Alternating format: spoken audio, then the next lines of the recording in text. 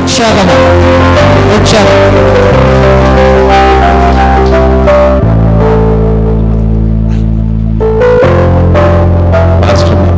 ரொம்ப சந்தோஷம் திரும்பி பார்க்கறது.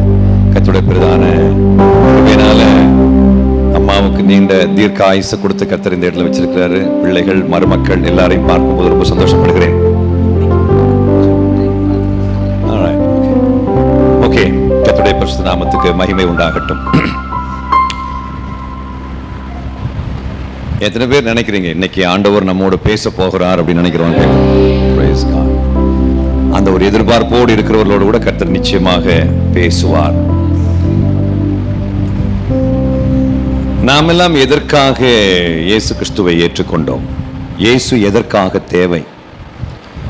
இயேசு கிறிஸ்து இந்த உலகத்துக்கு எதற்காக தேவை அப்படின்னு யாராவது ஒரு கேள்வி கேட்டால் நாம் இன்னைக்கு வரைக்கும் என்ன பதில் சொன்னோம் அப்படின்னா, நம்ம எல்லாருக்கும் தெரிஞ்ச ஒரு வசனம் தான் இல்லையா? அந்த வசனத்தை நம்ம கொஞ்சம் தியானிக்கலாம், வாசிக்கலாம். 1 தீமோத்தேயு 1ஆம் அதிகாரத்தினுடைய 15வது வசனம்.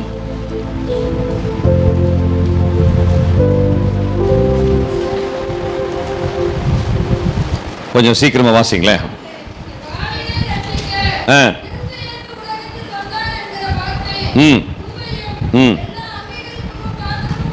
போதும்.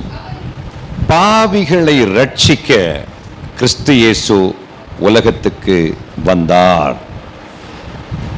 இயேசு எதற்காக வந்தாருங்க? பாவிகளை ரட்சிக்க கிறிஸ்து இயேசு உலகத்துக்கு வந்தார். இப்போ நான் உங்களுக்கு ஒரு பாடல் சொல்லிக் கொடுக்க போறேன். அதை படிச்சதுக்கு பிறகு நாம இந்த வசனத்தை நம்ம தியானிக்க போகிறோம். ஆக்சுவலா டி மைனர்.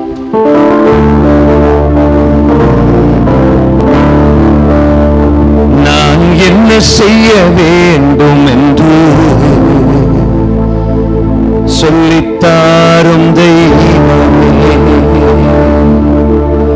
அதை செய்து முடிப்பதற்கு சக்தி தாரும் தெய்வமே. நான் என்ன செய்ய வேண்டும் என்று சொல்லித்தாரும் தெய்வமே, அதை செய்து முடிப்பதற்கு சக்தி தாரும் தெய்வமே. ஒரு நிமிஷம், இப்ப ஒரு நோட்டு குறைச்சிக்கோங்க. இந்த பாட்டை எல்லாரும் சேர்ந்து பாட போகிறோம். நம்ம ஆண்டவர்கிட்ட கேட்கக்கூடிய ஒரு ஜெபம். ஆண்டவர்கிட்ட நம்ம ஜெபிக்கிறோம், ஆண்டவரே நான் என்ன செய்ய வேண்டும் என்று எனக்கு சொல்லித்தாங்கப்பா. நீங்க சொல்லி தர்றது மட்டுமில்ல, அதை செஞ்சு முடிக்கக்கூடிய சக்தியும் கூட கொடுத்துருங்க. ஒரு பர்ஃபெக்டான ஒரு ஜெபம். சில விஷயமெல்லாம் நமக்கு தெரியும், இதெல்லாம் பண்ணணும்ல நமக்கு தெரியும். ஆனா அதை செஞ்சு முடிக்கக்கூடிய சக்தி இல்லாமலேயே பல வருஷமா நம்ம வாழ்ந்துட்டு இருப்போம் மக்களே. அது உங்களுக்கு மட்டுமல்ல, ஊழியக்காரர்களாகிய எல்லாருக்கும் உரியதுதான். ஊழியத்துல நம்ம அது பண்ணணும் இது பண்ணணும் எல்லாம் நம்ம நினைப்போம். ஆனா அதை செய்து முடிக்கக்கூடிய சக்தி எங்களுக்கு தாரும் ஆண்டவர். சொல்லுங்க, சக்தி, வல்லமை.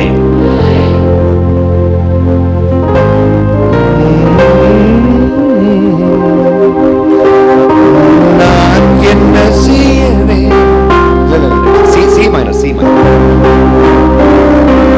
நான் என்ன செய்ய வேண்டும் என்று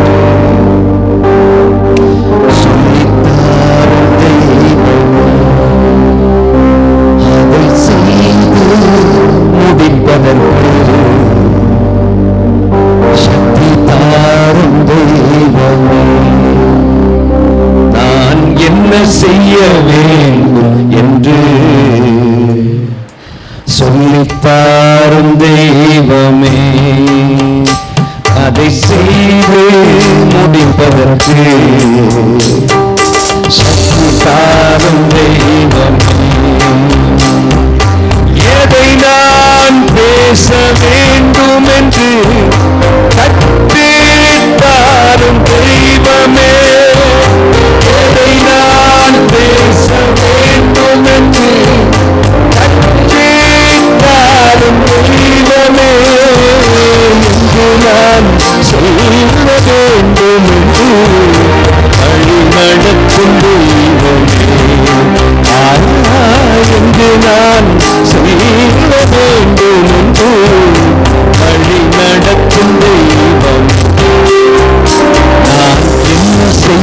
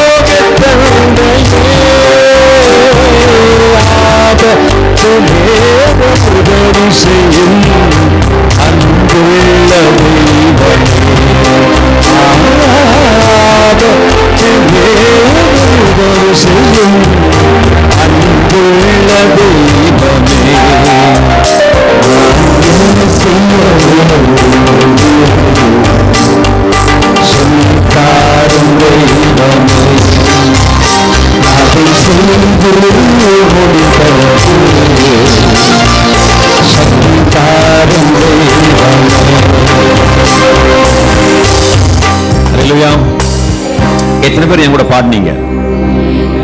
கொஞ்சம் பேர் பாடவே இல்லை. பொதுவாக ஆண்கள் ரொம்ப பேர் பாடின சத்தம் என்னால கேட்கவே முடியல.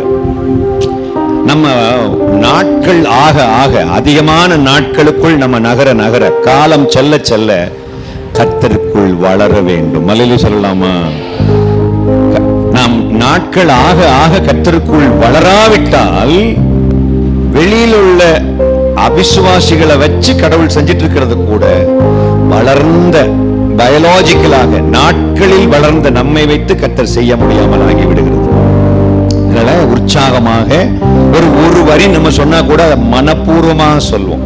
அல்லேலூயா. நான் என்ன செய்ய வேண்டும் என்று சொல்லித்தாரும் தெய்வமே. என்ன சொல்லுவோம்? என்ன செய்ய வேண்டும் சொல்லித்தாரும் தெய்வமே, அதை செய்து முடிப்பதற்கு சக்தி தாரும் தெய்வமே, அதை செய்து முடிப்பதற்கு சக்தி தாரும் தெய்வமே. எதை நான் பேச வேண்டும் என்று கற்பித்தாரும் தெய்வமே. சொல்லுமா? எதை நான் பேச வேண்டும் என்று கற்பித்தாரும் தெய்வமே, ஒன்று நான் சொல்ல வேண்டும் என்று வழி நடத்தும் தெய்வமே. ஒன்று நான் சொல்ல வேண்டும் என்று வழி நடத்தும் தெய்வமே. நான் என்ன செய்ய வேண்டும்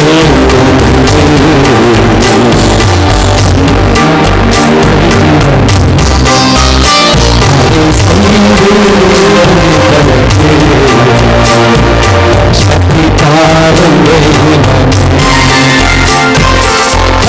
தாரும் தெய்வமே, சக்தி தாரும் தெய்வமே, சக்தி தாரும் தெய்வமே. அல்லேலூயா. ஆமென். நாம் என்ன செய்ய வேண்டும் என்ற வழிநடத்தல், அதன்படி செய்து முடிக்கின்ற வலிமை, இந்த ரெண்டும் தாங்க கடவுளிடமிருந்து நாம் எதிர்பார்ப்பது. அல்லேலூயா சொல்லலாமா? வாசிக்கலாம், திரும்ப அந்த வசனத்தை வாசிக்கலாம். பாவிகளை ரட்சிக்க கிறிஸ்து இயேசு உலகத்துக்கு வந்தார் என்கின்ற வார்த்தை உண்மையும் எல்லா அங்கீகரிப்புக்கும் பாத்திரமாய் இருக்கிறது. அவர்களில் பிரதான பாவி நான். பாருங்கள், பாவிகளை ரட்சிக்க கிறிஸ்து இயேசு உலகத்துக்கு வந்தார். நான் சொல்றத முடிஞ்சா நீங்க உங்களுடைய நோட்ல எங்கேயாவது குறிச்சு வைக்கிறது நல்லது. நான் அந்த வசனத்தை எல்லாம் குறிச்சு வைங்க. ஏன்னா நம்ம கொஞ்சம் கோர்வையா சில வசனங்களை பார்க்க போகிறோம். பாவிகளை ரட்சிக்க வந்தார். ரட்சிப்பு என்றால் என்ன? ரட்சிப்பு என்றால் என்ன? லூக்கா 1ஆம் அதிகாரத்தினுடைய 77வது வசனத்தை யாராவது சத்தமாக வாசியுங்கள். லூக்கா 1:77.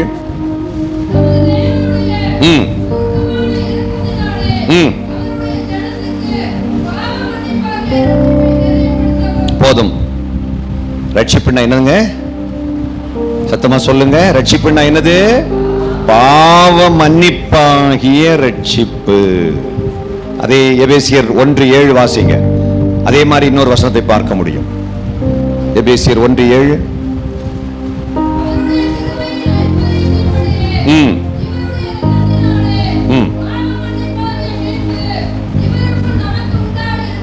Praise the Lord. அப்ப இயேசு எதற்காக வந்தார் இந்த உலகத்துக்கு? பாவ மன்னிப்பு கொடுக்க வந்தார். அடுத்த கேள்வி என்னன்னா, பாவம் என்றால் என்ன? நல்ல கவனமா கவனிங்க. பாவம் என்றால் என்ன? பாவம்னா என்னது? 1 யோவான் 3ஆம் அதிகாரம் 4வது வசனத்தை வாசிக்க கேட்போம். 1 யோவான் 3:4.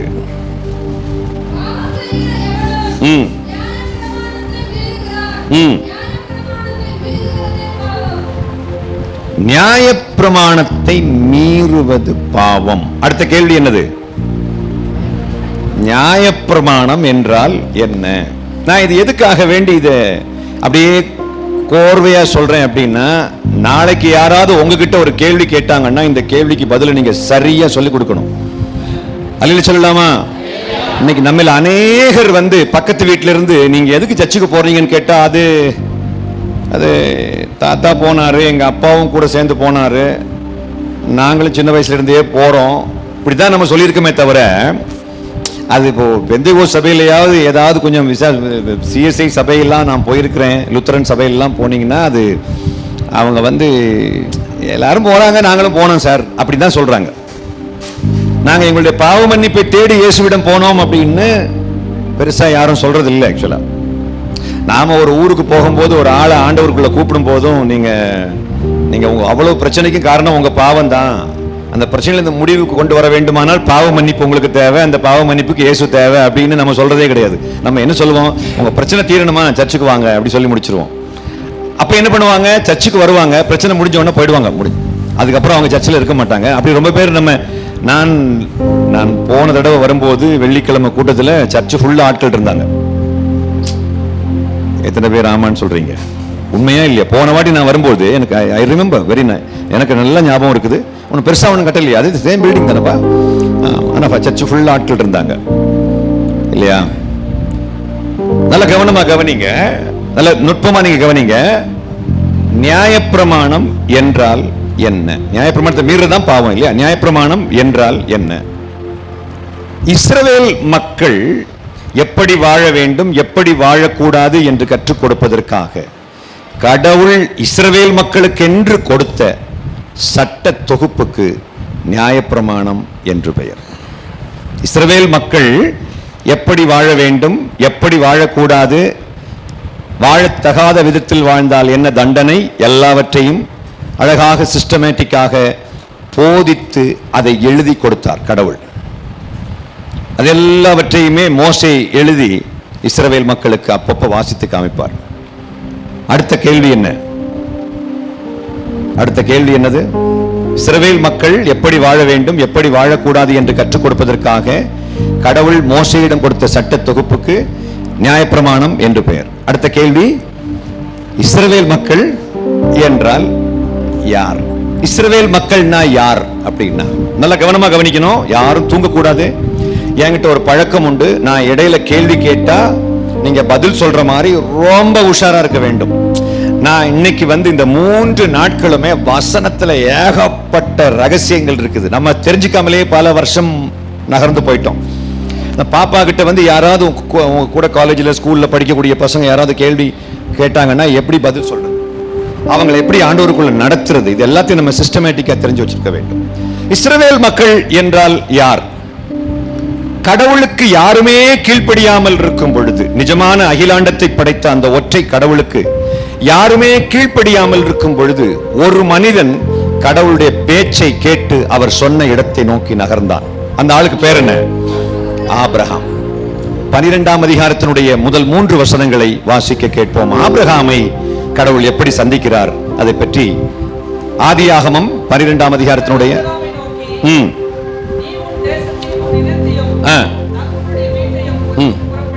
பாருங்க. இப்ப இதை வாசிக்கிறதுக்கு முன்னாடி முக்கியமான ஒரு விஷயம், இந்த விஷயத்தை ஆபிரகாமுக்கு மட்டும் அல்ல, நான் என் மனசுக்குள்ள நினைக்கிறேன் பல மனிதர்களிடம் கடவுள் சொல்லி இருக்க கூடும்.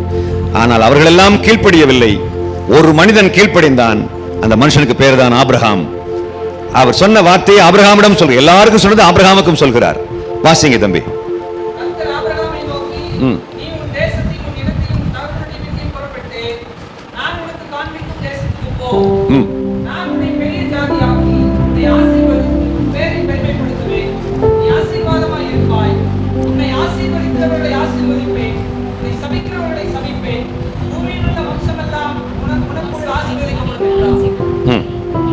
இப்ப அப்படி சொன்ன உடனே அடுத்தது 4வது வசனம்,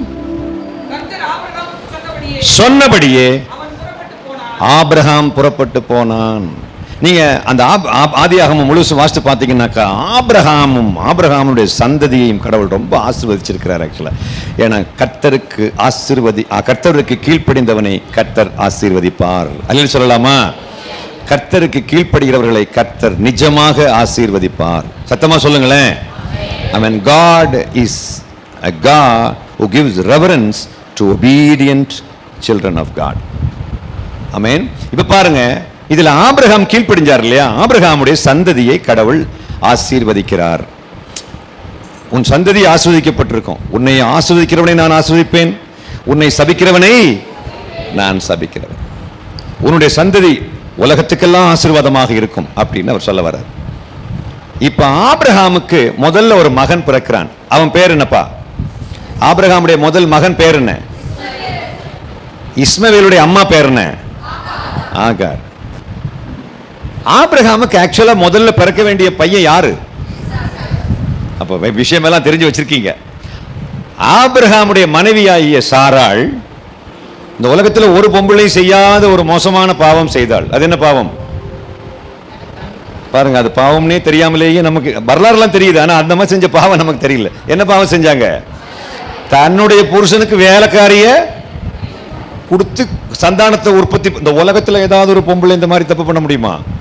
எப்படிப்பட்ட பொம்பளை பாருங்க. கொடுத்து அவரும் சும்மா உட்கார்ந்துருக்காம அவரும் கிரீன் சிக்னல் போட்டாங்கன்னா அவரும் குழந்தை உற்பத்தி பண்ணுகிற படலம் ஆரம்பமாகிறது. அவருக்கு ஒரு குழந்தை பிறக்கிறது. அந்த குழந்தைக்கு பேர் தான் என்னது? இஸ்மாயில். அந்த இஸ்மாயிலை கர்த்தர் ஆசீர்வதித்தார். காரணம் ஏன்? ஏன்னா யார் பெத்த பிள்ளை? ஆபிரகாம் பெத்த பிள்ளை.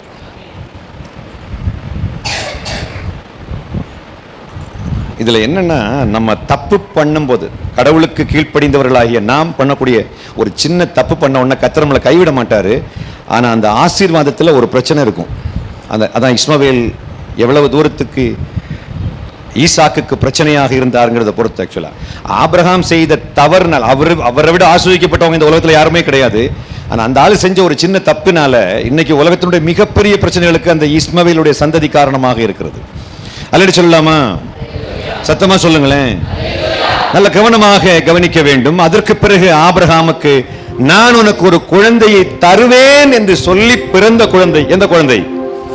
ஈசாக். ஈசாக்கை கர்த்தர் ஆசீர்வதித்தார். காரணம் என்ன?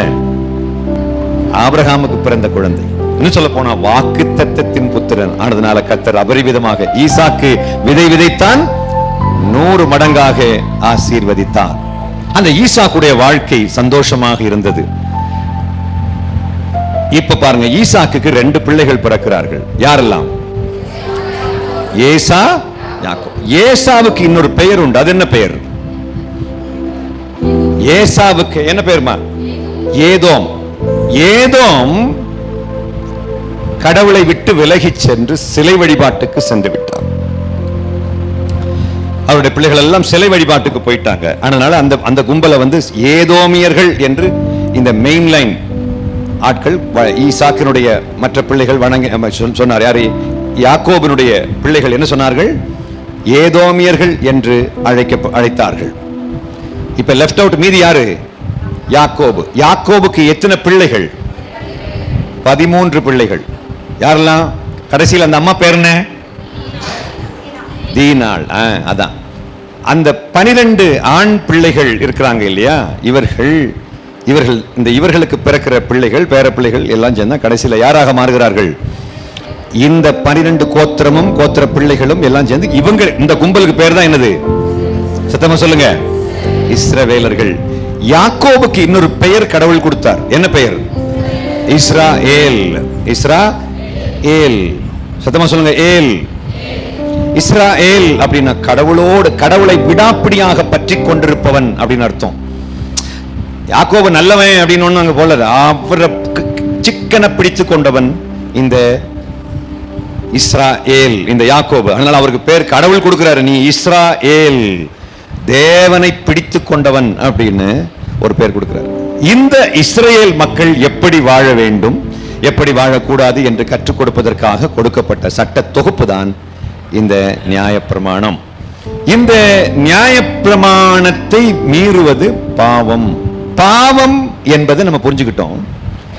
பாவி என்றால் யார்? பாவம் செய்கிறவனுக்கு இன்னொரு பேர் என்னது? பாவம் செய்கிறவனுக்கு பேர் என்னது? பாவி. இப்ப இந்த அந்த பாவிகளை ரட்சிப்பதற்காக இயேசு கிறிஸ்து வந்தார். நல்ல கவனமா கவனிங்க. ஒரு பாவி ரட்சிக்கப்பட்ட பிறகு அவருக்கு என்ன பேருமா? அதுக்கு பிறகு அவர் பாவிதானா இல்ல வேற ஏதாவது பேர் இருக்கா? தம்பி சொல்லு தம்பி. ஒரு பாவி ரட்சிக்கப்பட்டாச்சு. இந்த ரட்சிப்பு எப்படி உருவாகிறது பாருங்க. ரோமர் 10ஆம் அதிகாரத்துடைய 9, 10 வாசிங்க.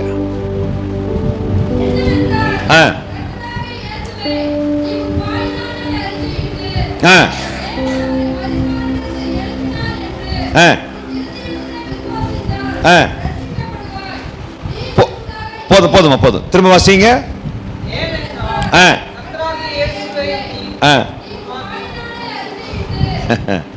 ஒன்னு, கர்த்தராகிய இயேசுவை உன்னுடைய வாயினாலே ரட்சிக்கப்படணும்னா என்ன செய்யணுமா?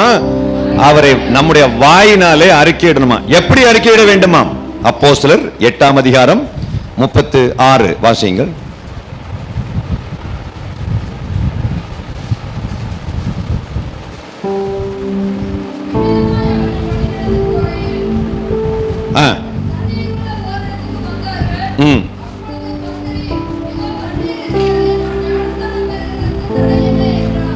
அந்த சகோதரி வாசிக்கிறது இங்க எல்லாரும் கேக்குதுல்ல? எல்லாரும் கேக்குதுல்ல? குட், ஃபைன், கேக்குதுல்ல? குட். வாசிங்கம்மா. தடை என்ன என்றான்?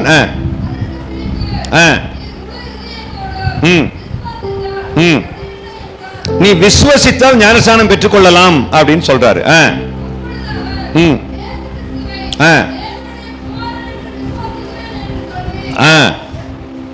இப்ப பாருங்க, கடவுள் உண்டு என்று விசுவாசிக்கிறேன் அப்படின்னு அவரு அந்த விசுவாசத்தை சொல்லல.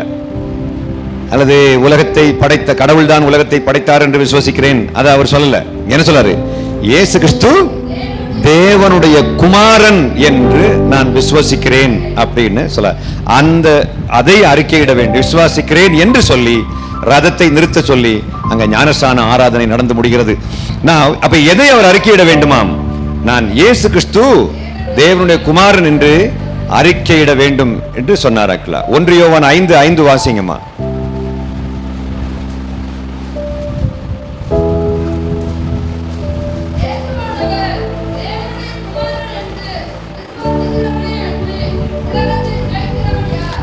அப்போ விசுவாசிக்கிற எதை விசுவாசிக்க வேண்டுமாம்?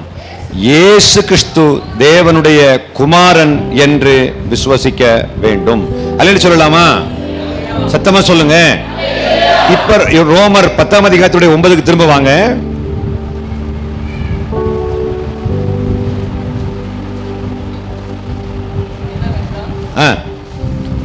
ரோமர் வாசிங்க. கர்த்தராகிய இயேசுவை வாயினாலே அறிக்கையிட்டு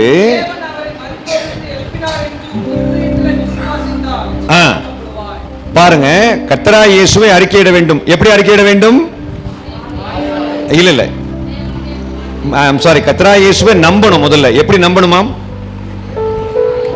அவர் தேவனுடைய குமாரன் என்று நம்பி வாயில என்ன அறிக்கையிடணுமா? அவர் 3ஆம் நாள் இயேசுவை உயிரோடு எழுப்பினார் என்று நாம் விசுவாசித்து அறிக்கையிட வேண்டுமாம். இப்ப இயேசு கிறிஸ்து தேவனுடைய குமாரன் என்றும் அவர் மரித்து 3ஆம் நாள் உயிரோடு எழுந்தார் என்றும் நம்முடைய இருதயத்தில் நம்பி வாயினால் அறிக்கையிட வேண்டும். சத்தமா சொல்லுங்க. நான் இயேசு எனக்காக மரித்தார் என்றும் 3ஆம் நாள் உயிரோடு எழுந்தார் என்றும் அவர் தேவனுடைய குமாரன் என்றும் முழு மனதோடு விசுவாசிக்கிறேன்.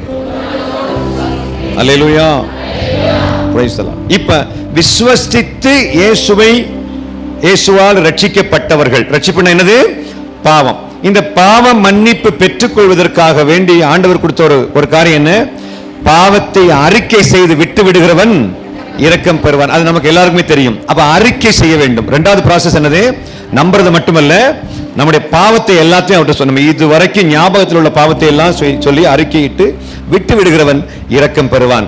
அப்படி ரட்சிக்கப்பட்டவங்களுக்காக கடவுள் ஒரு பெயர் கொடுக்கிறார். என்ன பெயர்? பாவிகள் ரட்சிக்கப்பட்ட பிறகு அவங்களுக்கு என்ன பெயர் கொடுக்குறாங்கப்பா? பாப்பா அந்த வலையில உள்ள வைங்க, இந்த வலையில உள்ள வைங்க. பாப்பா ரொம்ப காலமா சர்ச்சுக்கு வர்றது நினைக்கிறேன். பாப்பா ரொம்ப காலமா சர்ச்சுக்கு வர்றது எப்படி கண்டுபிடிச்சேன் தெரியுமா? அவங்க உட்காந்து விளையாடிட்டு இருக்காங்கன்னா ரொம்ப காலமா சர்ச்சுக்கு வர்றாங்கன்னு அர்த்தம். நல்ல கவனமா கவனிங்கம்மா ப்ளீஸ். நீ விளையாடிட்டு இருந்தேன்னா நான் கண்டுபிடித்து விடுவேன் என்றும், கண்டுபிடித்த பிறகு நான் கேள்வி கேட்பேன் என்றும், அந்த கேள்விக்கு நீங்கள் பதில் சொல்ல முடியாது என்றும் துக்கத்தோடு பதிவு செய்கிறேன். தயவு செய்து கவனமா கவனிக்க வேண்டும். இல்ல கவனமா கவனிக்கணும், இல்ல கவனமா கவனிக்கணும். ஏன்னா நீ கலங்காதே திகையாதேன்னு சொல்றதுக்காக கர்த்தர் என்ன கூப்பிட்டு வைக்கல. ஏன்னா எனக்கு தெரியும், பால் ஐயா பால் நடராஜன் ஐயாவுடைய பிள்ளைகள் இங்கே கலக்கத்துல சோர்ந்து போய் இங்க யாருமே இருக்க மாட்டீங்க. அவ்வளவு உற்சாகமான ஒரு தேவ மனிதன் எனக்கு தெரியும். எனக்கு கடவுள் கொடுத்த ஒரு நல்ல நண்பர். அவருடைய மறைவு என்னை ரொம்ப பாதித்தது. எத்தனையோ ஊழியக்காரங்களுடைய மரணத்தை பற்றி எல்லாம் கேள்விப்படும் போது, அவருடைய மறைவை பற்றி கேள்விப்படும் போது எனக்கு அது பெரிய பாதிப்பை உருவாக்கல. பட் நடராஜனுடைய மறைவு என்னை ரொம்ப பாதித்தது. ஏன்னா அப்படி ஒரு ஆளை என் வாழ்க்கையில கடவுள் எனக்கு அறிமுகப்படுத்தியது ஒரு மிகப்பெரிய பேராக நான் நினைக்கிறேன். ஆக்சுவலா அதில் அருமையான 2 பிள்ளை திரும்பி வந்து பார்க்கும்போது எல்லாம் கல்யாணம் பண்ணி செட்டில் ஆகிருக்கிறாங்க. ரொம்ப சந்தோஷமா இருக்குது. ஆமா, நல்ல கவனமா கவனிங்கள். This is very important. நல்ல கவனமா கவனிக்கணும். யாரும் வேடிக்கை பார்க்க கூடாது. என்ன மட்டும் தான் கவனமா இருக்கணும். எல்லாம் இங்க என்ன பார்த்து உட்காருங்களேன். என்ன பார்த்து உட்காருங்க. நீங்க எங்கேயோ பார்த்து உட்காந்துருக்கீங்க பாத்தீங்களா? ஏதோ ஒரு நியாயப்பிரமாணப்படி எங்கேயோ பார்த்து உட்காந்துருக்கீங்க. என்ன பார்த்து உட்காருங்களேன். என்ன பார்த்து உட்காரு. என்ன பார்த்து நல்ல கவனமா கவனிக்கணும். உற்சாகமா இருக்கணும். நல்ல கவனமா கவனிக்கணும். கேள்வி கேட்டா பதில் சொல்ல வேண்டும். நான் ஏற்கனவே சொன்னோம்ல, மாடசாமி நான் இப்ப என்ன சொன்னேன்னு கேட்டோம். மாடசாமி என்ன பதில் சொன்னாரு? லாஸ்ட் டைம் சொன்னேன் இல்ல, திருநெல்வேலிக்கு போயிருக்கும் போது மாடசாமி நான் இப்ப என்ன சொன்னேன்னு கேட்டேன் ஒரு ஆள்கிட்ட. அவர் சொன்ன பதில் மாடசாமி என்ற பெயரையே மறக்க முடியாமல் ஆக்கி விட்டது. என்ன சொன்னார் தெரியுமா? மாடசாமி நான் இப்ப என்ன சொன்னேன்னு கேட்டேன். அவர் உடனே சொல்றாரு, எழும்பி நின்று சொல்றாரு, மாடசாமி நான் இப்ப என்ன சொன்னேன் அப்படி சொன்னீங்க. அப்படி யாரும் சொல்லக்கூடாது. நல்ல கவனமா இருக்கணும். ஆக்சுவலா நல்ல கவனமா இருங்க. ரைட், நல்ல கவனமா கவனிக்கணும்.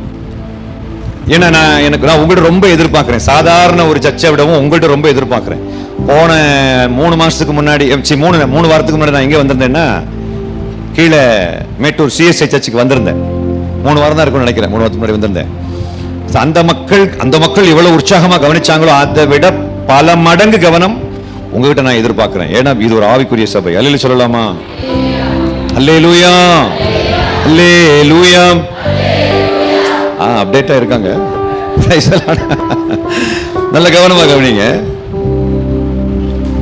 இந்த பாவிகள் ரட்சிக்கப்பட்ட பிறகு அவர்களுக்கு ஒரு பெயர் கொடுக்கப்படுகிறது. என்ன பெயர்?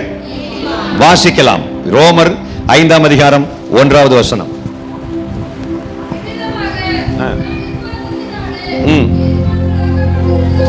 நீதிமான்களாக்கப்படுகிறபடியால் போடல, நீதிமான்களாக்க பட்டிருக்கிறபடியால். அப்படின்னா நமக்கு என்ன பேரு? நீதிமான்கள். எனக்கு இன்னொரு பெயர் நான் உங்களுக்கு நினைப்பூட்ட விரும்புகின்றேன். எபேசியர் 1ஆம் அதிகாரம் 1வது வசனம். எபேசியர் 1:1. நீங்க அந்த சிஸ்டருடைய வால்யூம் உங்களுக்கு வரவில்லை என்று துக்கத்தோடு பதிவு. கொஞ்சம் நல்லா சத்தம்.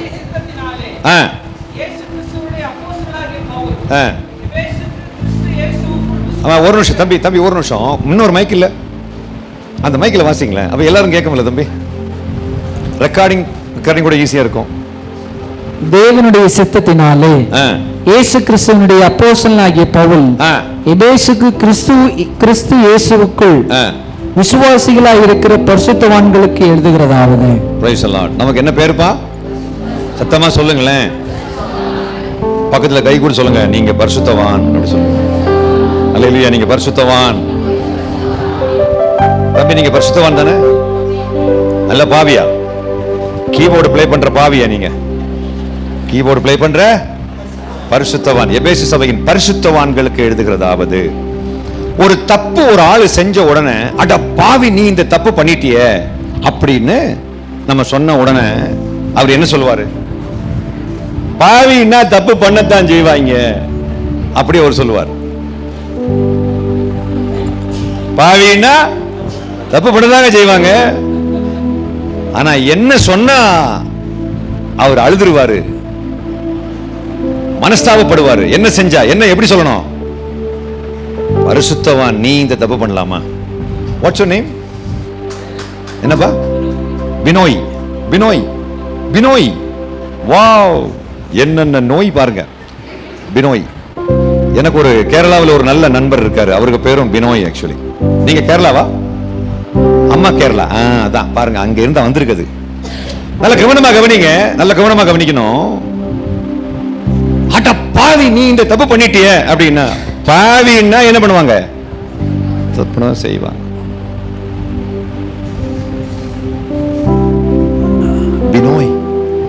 நீ ஒரு பரிசுத்தவான் பினோய், இந்த தப்பை நீ செய்யலாமா? பரிசுத்தவான் நீங்க இந்த தப்பு பண்ணலாமா சிஸ்டர்? நீ ஒரு பரிசுத்தவாட்டியாச்சேப்பா, முக்காடெல்லாம் போட்டு உட்காந்துக்கிற, நீ இந்த தப்பு பண்ணலாமாப்பா? பரிசுத்தவாட்டி வேற யாரு வேணா தப்பு பண்ணட்டும், பரிசுத்தவான் தப்பு பண்ணலாமா சொன்னா, சாரி ஐயா நான் தெரியாம பண்ணிட்டேங்க ஐயா, இனி நான் அதை பண்ணாம இருக்கிறதுக்கு முயற்சி பண்றேன் ஐயா அப்படின்னு ஒரு மனஸ்தாபம் உருவாகுது இந்த இடத்துல. நான் தெரியாம தான் பண்ணிட்டேன், அல்லது நான் இனி திரும்ப பண்ண மாட்டேன் அப்படின்ற ஒரு டேர்னிங் பாயிண்ட் உருவாகுது. காரணம், நம்முடைய பதவி என்னதுங்கிறது நமக்கு தெரிஞ்சு போச்சு. அல்ல சொல்லலாமா? எத்தனை பேர் நினைக்கிறீங்க நாமெல்லாம் பரிசுத்தவான்கள் தான் அப்படின்னு? கொஞ்சம் பேர் நீங்க ஆமைன்னு சொல்லிட்டீங்க, கொஞ்சம் பேர் அப்படியே பாக்குறாங்க. இப்பதான மாமியார்ட்ட கோவப்பட்டு வந்திருக்கிறேன், இப்பதான் மருமகள்கிட்ட பயங்கர சண்டை போட்டு வந்திருக்கிறேன், இப்பதான பசங்கள்ட்ட திட்டிட்டு வந்திருக்கிறேன், இப்பதான் அங்க ஃபாரின்ல இருக்கக்கூடிய ஆள்கிட்ட நான் திட்டிட்டு வந்திருக்கிறேன், என் புருஷங்கிட்ட திட்டிட்டு வந்திருக்கேன். உங்களுக்கு ஒரு விஷயம் தெரியுமா? ரட்சிக்கப்பட்டவர் பாவம் செஞ்சாலும் அவர் பரிசுத்தவான் தான், அவர் நீதிமான் தான். சொல்லலாமா? ரட்சிக்கப்பட்டவர் என்ன செஞ்சாலும் அவர் பரிசுத்தவான் தான், பாவம் செஞ்சாலும் பரிசுத்தவான் தான். அப்ப பாவம் செஞ்சுக்கிட்டே இருக்கலாமா? கூடாது. அப்ப இந்த பதவி எதுக்கு கொடுத்திருக்காரு? அட பாவின்னு சொன்னாதானே பாவம் இல்ல பாவின்னு சொன்னா திரும்ப பாவம் அதிகமா செய்ய ஆரம்பிச்சிருவான். அதனாலதான் சில சர்ச்சில் பார்த்தேன், நான் பாவிதான் ஆனாலும் அப்படின்னு பாட்டு பாடுறாங்க. நான் பாவிதான்.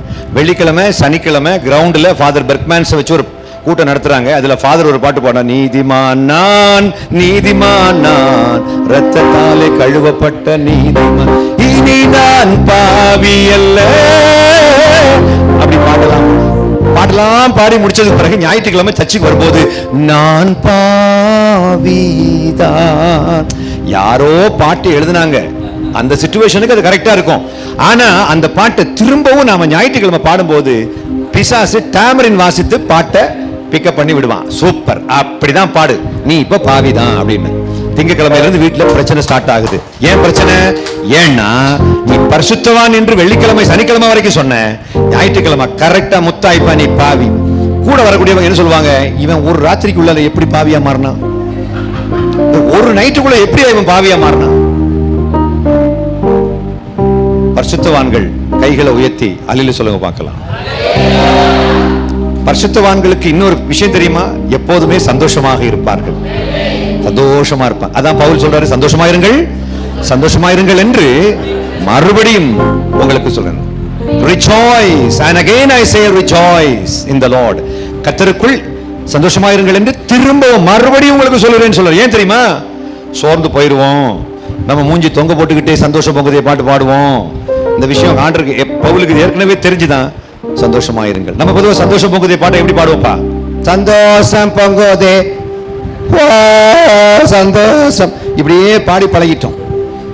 நான் நிஜமாகவே சந்தோஷமா இருப்போம்னா அந்த முகத்தை தொங்க போட்டு பாட மாட்டோம். இல்ல, சந்தோஷமா இருக்கும்.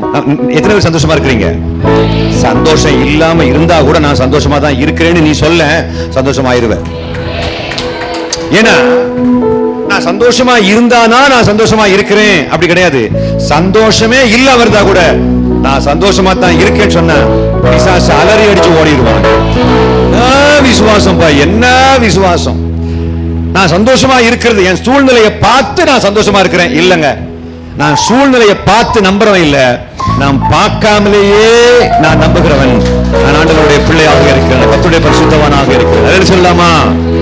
அல்லேலூயா, பிரைஸ் தி லார்ட். இப்போ அந்த பரிசுத்தவான் என்ற பட்டத்தை பெற்றுக்கொள்ள நமக்கு கர்த்தர் ஒவ்வொரு நாளும் ரட்சிக்கப்பட வேண்டும் என்று விரும்புகின்றார். ரட்சிப்பினுடைய 3 நிலைகள் இருக்குது. ஒன்னு, ரட்சிக்கப்பட்டதனுடைய பாஸ்ட் டென்ஸ், நீதிமான்கள் ஆக்கப்பட்டோம், ரட்சிக்கப்பட்டோம். ரட்சிக்கப்பட்டோம்ங்கிற வார்த்தை எங்க இருக்குது? எபேசியர் 2ஆம் அதிகாரத்தினுடைய 8வது வசனம் வாசிங்க. ரட்சிக்கப்பட்டீர்களே, ரட்சிக்கப்படுகிறீர்களே இல்ல, இந்த இடத்துல என்ன போட்டிருக்கு? ரட்சிக்கப்பட்டீர்களே, ரட்சிக்கப்பட்டீர்களே அப்படின்னா அது பாஸ்ட் டென்ஸ்ல இருக்குது. இப்போ அந்த ரட்சிப்பினுடைய பிரசன்ட் டென்ஸை பார்க்கலாம். அவர் மன்னித்தார். இரண்டாவது பாருங்க, 1 கொரிந்தியர் 1ஆம் அதிகாரத்தினுடைய 18வது வசனத்தை வாசிக்க கேட்போம்.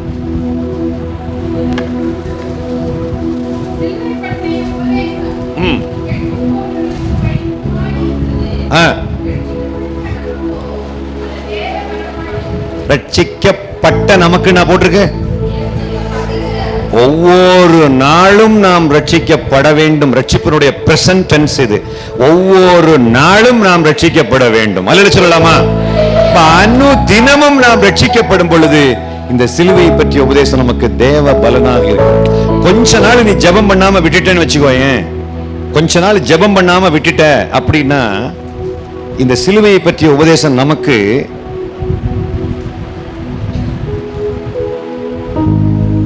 தேவ பலனா இருக்காது, நமக்கே பைத்தியமா தான் இருக்கும்.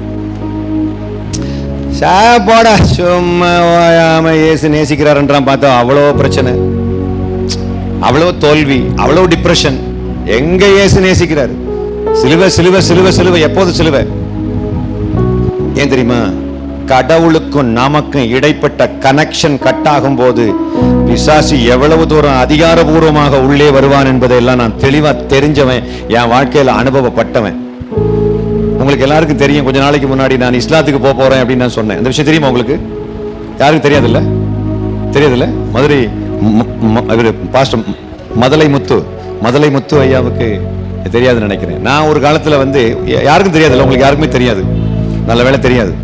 நான் என்னுடைய வாழ்க்கையில சும்மா ஒரு இந்த கிறிஸ்தவங்க சாதி பார்க்குறாங்க அப்படின்னு ஊரெல்லாம் மக்கள் சொல்றாங்க. கிறிஸ்தவங்கன்னா சாதி வரி உடையவர்களாக இருக்கிறார்கள். ஒரு சாதிக்காரங்க இன்னொரு சாதிக்காரங்களை ஏற்றுக்கொள்ள மாட்டாங்க, ஒரு சாதிக்காரங்களை பாகுபாட்டு சிந்தையோடு பார்ப்பாங்க, அவங்க எல்லாம் கல்யாணத்தில் ஏற்றுக்கொள்ள மாட்டாங்க. நான் இன்ன ஜாதி, நீ அந்த ஜாதி, நான் உன்னை ஏற்றுக்க மாட்டேன் இப்படின்னு சாதாரணமாக அவங்க நிராகரித்து விடுவார்கள், புறக்கணித்து விடுவார்கள். இதெல்லாம் சொல்லி சொல்லி பார்த்து கடைசியில் பார்த்தா எனக்கு இந்த மார்க்கமே பிடிக்கலங்க, நான் போறேன் அப்படின்னு சும்மா ஒரு பட்டாசை கொளுத்தி போட்டேன் பப்ளிக்ல. அது சாதாரண ஒரு பட்டாசு தாங்க கொளுத்தி போட்டேன். உலகமெல்லாம் அந்த பட்டாசு வெடிக்க ஆரம்பித்தது. ஏகப்பட்ட மக்கள் கூப்பிட்டு, என்னங்க நீங்க இஸ்லாத்துக்கு போறீங்களா, நீங்க இஸ்லாத்துக்கு போறீங்களா அப்படின்னு கேட்டாங்க. நானும் பாருங்க, அப்படி நம்ம வார்த்தையால பேசக்கூடிய அந்த வார்த்தையினுடைய அது எவ்வளவு தூரம் பிசாசுக்கு வழியை கொடுக்குறோன்னு தெரியாமலே. என்னால கவனமா கவனிங்க, நான் பைபிளை வாசித்து சும்மா பிரசங்கம் பண்ணல, அனுபவத்திலிருந்து பிரசங்கம் பண்றேன். பிசாசு எவ்வளவு தூரத்துக்கு நம்ம வாழ்க்கைக்கு உள்ள ஒரு பாதிப்பை உருவாக்க முடியுங்கிறத நம்ம புரிஞ்சுக்கணும். நான் வழி கொடுக்கலன்னா, நான் இடம் கொடுக்கலன்னா பிசாசு உள்ள வரமாட்டான். நம்ம இடம் அதிகாரபூர்வமா கொடுத்துட்டோம்னா அவன் ஜாலியா வந்து உட்காந்துக்குவான். ஆக்சுவலா நல்ல கவனமா கவனிங்க. 5 நாள் நான் சொல்றேன், நாங்க போறோம் 2000 பேரோட போறோம், நாங்க கிறிஸ்தவங்களே 2000 பேரோட போறோம் அப்படின்னு சொல்லிட்டு இருந்தேன். அதுக்கு இடையில போன்ல வர்றாங்க கொஞ்சம் இஸ்லாமியர்கள், இடையில வர்றாங்க, வந்துகிட்டு பாய் அஸ்ஸலாமு அலைக்கும் பாய் அப்படின்றாரு. அப்ப என் மனசுக்குள்ள நான் சும்மா ஏதோ ஒரு பட்டாசு வெடிக்கிறதுக்காக வேண்டி, சும்மா இது ஒரு சத்தம் உருவாக்கணுங்கிறதுக்காக வேண்டிதான் நான் இதை கொளுத்தி போட்டேன். ஆனா அது அந்த மசூதி இங்கே அங்கே இங்க இருந்தெல்லாம் சும்மா மசூதி என்னெல்லாமே தான் மக்கள் கூப்பிடுறாங்க. கூப்பிட்டு சொல்றாங்க, அஸ்ஸலாமு அலைக்கும் பாய், அவன் அல்லாஹ் நல்வழி காட்டுகிறான், உங்களுக்கு அல்லாஹ் நல்வழி காட்டுகிறான் அப்படின்னு சொல்றாங்க. ஆனா அந்த நாளெல்லாம் பாத்தீங்கன்னா என் மனசுக்குள்ள நிம்மதியே கிடையாது, தூக்கமே வரல. எனக்கும் என் மனைவிக்கும் தூக்கமே வரல. காரணம் என்ன? காரணம் என்ன? மறுதலிச்சாதான் துக்கமா இருக்கும்னு கிடையாது. மனம் கசந்து, யாரு? பேதுரு மனம் கசந்து அழுதான் பாத்தீங்களா? அது மறுதலிக்கும் போது மனம் கசந்து அழுதார்.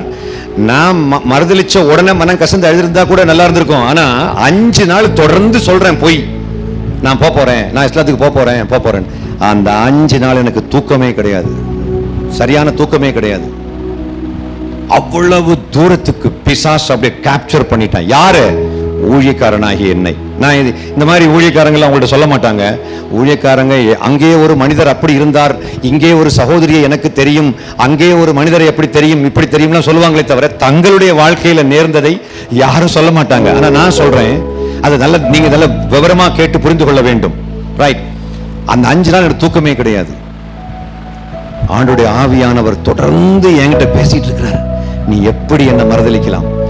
மறுதலித்தால் ஆண்டவருடைய ஆவியானவர் துக்கப்படுவார். ஆனா நான் தான் மறுதலிக்கலையே, மறுதலிக்கிற மாதிரி நடிக்கத்தானே செய்கிறேனே அப்படின்னு என் மனசுக்குள்ள நினைக்கிறேன். ஆனா மனசாட்சியோட ஆவியானவர் பேசுறார், எப்படி? நீ மறுதலிச்சாலும் மறுதலிக்கிற மாதிரி நடிச்சாலும் அது எதற்கு சமம்தான்? மறுதலிக்கிறதுக்கு சமம்தான் அப்படின்னு ஆண்டவர் பேசினார். மக்களே, கடவுளை டிஸ்க்ளைம் பண்ணிட்டு கடவுளை மறுத்து விட்டு 5 நாள் வாழ்க்கை நரக வேதனையை போன்று இருந்தது மக்களே. அதுக்கு பிறகு ஒரு டிவியில இருந்து கால் பண்றாங்க, ஒரு தம்பி, ஜெபம் டிவியில இருந்து ஒரு தம்பி, ஜஸ்டின் அப்படின்னு ஒரு தம்பி கால் பண்றாரு. கால் பண்ணி, நீங்க வந்து நான் பேட்டிக்கு கூப்பிடுறேன், நீங்க நிஜமாகவே போகல அப்படின்ற விஷயத்த டிவியில வந்து சொல்லலைன்னா நானும் இஸ்லாத்துக்கு போயிடுவேன் அப்படின்னு அவன் என்ன பிளாக்மெயில் பண்றான். அப்ப அவனுக்கு தெரிஞ்சு போச்சு நான் போக மாட்டேன் அப்படின்னு. இல்லைன்னா அவன் அப்படி சொல்ல மாட்டான்ல. அந்த பையன் கூப்பிட்டு சொல்றான், அண்ணே நீங்க வந்து நீங்க போக மாட்டீங்க அப்படின்னு ஓப்பனா உண்மையை சொல்லலைன்னா நானும் இஸ்லாத்துக்கு போயிடுவோம்னே. ஹா, நானும் இஸ்லாத்துக்கு போயிடுவோம்னே. ஆமா அப்படிங்க. அப்ப இனி இது நிலைமை மோசம் ஆயிரதுக்கு முன்னாடி நமக்கு போயிடுவோம்னு நேரா டிவி ஸ்டேஷனுக்கு போயிட்டு அந்த தம்பி என்ன பேட்டி எடுக்க நான் கொடுத்தேன். அதுக்கு பிறகுதான் மனசுக்கு சமாதானம் வந்தது. மக்களே, நான் சொல்லட்டுமா உங்களுக்கு, சிலுவையை பற்றிய உபதேசம் கெட்டுப்போர்களுக்கு பைத்தியமாக இருக்கிறது, ரட்சிக்கப்படுகிற நமக்கு தேவ பலனாக இருக்கின்றது. அல்லேலூயா சொல்லலாமா? அந்த டைம்ல நான் பின்வாங்கினது போல நடிக்கும் பொழுது, மறுதலிப்பது போல நடிக்கும் போது எத்தனையோ ஊழியக்காரங்க கூப்பிடுறாங்க, பிரதர் உங்களை எல்லாம் எங்க வீட்டுல எங்க அப்பா மறைந்து போன எங்க அப்பாவுடைய இடத்துல உங்களை தாங்க ஐயா வச்சிருக்கிறோம், அப்பா மாதிரி உங்களை வச்சிருக்கிறோம் அப்படின்னு. ஒரு சின்ன தம்பி, ஒரு ஊழியம் பண்ணக்கூடியவர், எங்க அப்பாவுடைய இடத்துல உங்களை தாங்க வச்சிருக்கிறோம், எங்க அப்பாவுடைய ஞாபகம் வரும்போதெல்லாம் உங்க போட்டோவை பார்ப்போம், எங்களை எல்லாம் விட்டுட்டு நீங்க போறீங்களா பிரதர் அப்படின்னு உருக்கமா கேட்டாங்க. எனக்கு ஓன்னு அழுக வந்துச்சு. ஆனா கடவுள் அந்த ஒரு, இப்ப நீங்க நினைக்கலாம், அப்ப இவ்வளவு பெரிய சோதனை ஒரு ஊழியக்காரனுக்கு வருமா? எத்தனையோ ஊழியக்காரங்க போயிட்டாங்களா கத்தரை விட்டுட்டு, எத்தனையோ ஊழியக்காரங்க கத்தரை விட்டு போயிட்டாங்களே. நல்ல வேளை நான் திரும்பி வந்துட்டேன். அல்லேலூயா, சத்தமா சொல்லுங்களேன், சத்தமா சொல்லுங்களேன். நான் அப்படி சொன்னதுக்கு காரணம் என்ன? கிறிஸ்தவங்க சரியில்லாதனால. என்ன ஜாதி வரி பிடிச்சவங்களா இருக்கிறாங்க அப்படின்னு. கிறிஸ்தவங்க ஜாதி உணர்வு உள்ளவங்களா இல்லையா சொல்லுங்களேன்? யாருக்காவது தெரியுமா? கிறிஸ்டியன்ஸ் சாதி பார்க்கறாங்களா இல்லையா? தம்பி அண்ணா, உங்களுக்கு புரியுதானே? என்ன புரியுதுன்னு சிஸ்டர் நீங்க சொல்லுங்க சிஸ்டர். கிறிஸ்தவங்க வந்து சாதி பார்க்கறாங்களா இல்லையா? தெரியல இல்ல. மேட்டூர் எந்த மாவட்டத்தில் உள்ளது? நீ சொல்லுங்கம்மா. சேலம் மாவட்டமா? அது பின்னாடி இருக்கிறவங்க பாட்டி அம்மா சொல்லுங்க, மேட்டூர் எந்த மாவட்டம்? தெரியாது. நல்ல கவனமாக, அம்மாவுக்கு தெரியறதுக்கு வாய்ப்பு இல்லை, அம்மா கல்வி அறிவு இல்லை. நல்ல கவனமா கவனிங்கம்மா, நல்ல கவனமா கவனிக்கணும். அப்போ ரட்சிக்கப்படக்கூடிய நமக்கு ஹார்ட் பக்கு பக்கு பக்கு பக்குன்னு அடிக்குது. ரட்சிப்புக்கென்று என்னை அர்ப்பணிச்சதுக்கு பிறகு நான் பின்வாங்கி போகும்போது அந்த 5 நாள் நான் கடவுளை மறுதலிச்சு நான் போவேன், நான் போறோம், நாங்க போறோம் சொல்லி கடவுளுடைய ஆவியானவர் எவ்வளவு துக்கப்பட்டார் அப்படிங்கறத நான் உணர்ந்தேன். பின்வாங்கி போகிறவன் மேல் என்ன ஆத்மா பிரியமா இராதுங்கிற வசனம் எல்லாம் அப்பதான் நான் திரும்பி திரும்பி வாசிக்கிறேன்.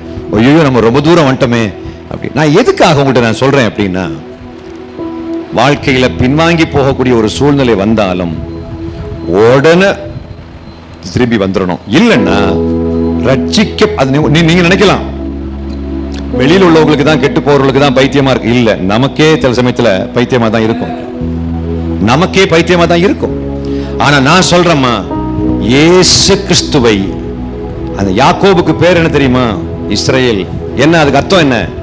கடவுளோடு போராடி மேற்கொள்ளக்கூடிய அளவுக்கு சிக்கன கடவுளை பிடித்துக் கொண்டவன். அப்படி பிடித்துக் கொள்ளும் பொழுது நமக்கு அது தேவ பலனாக இருக்கின்றது. ஒவ்வொரு நாளும் ஆண்டவரை விட்டு விலகாமல் அவரை சிக்கன பிடித்துக் கொள்ளக்கூடிய, அப்படியே அவர் பாதங்களை பிடித்துக் கொள்ளக்கூடிய ஒரு வைராக்கியம் இருக்க வேண்டும்.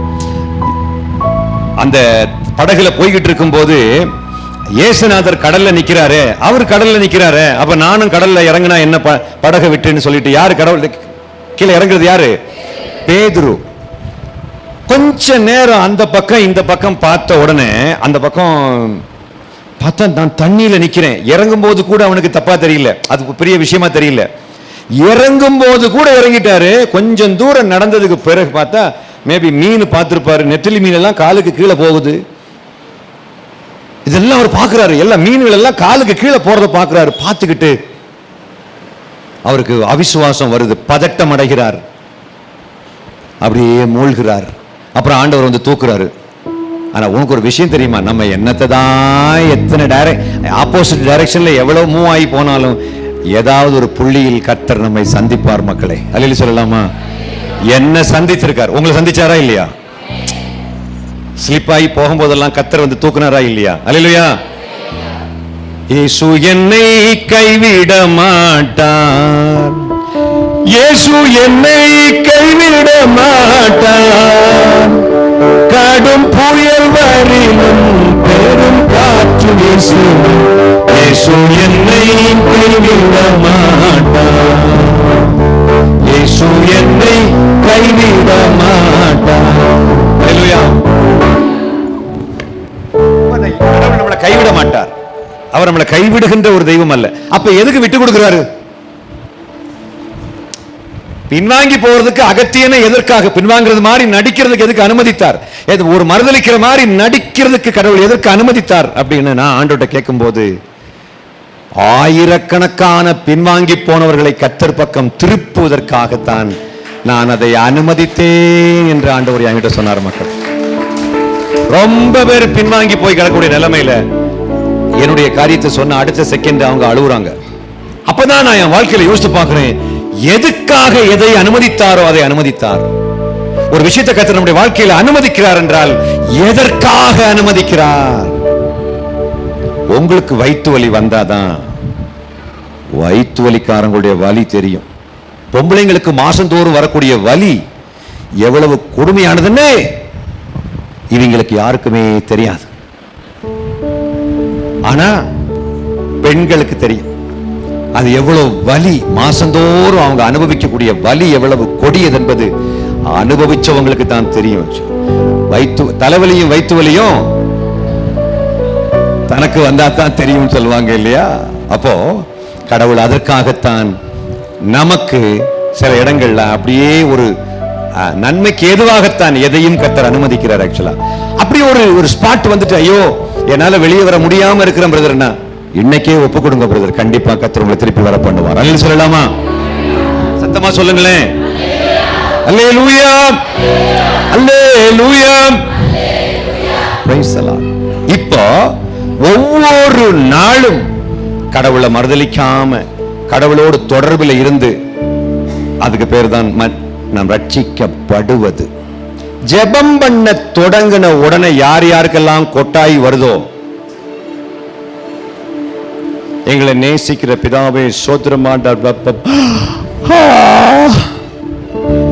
மேப்படியா உள்ள வந்துட்டான்னு அர்த்தம்.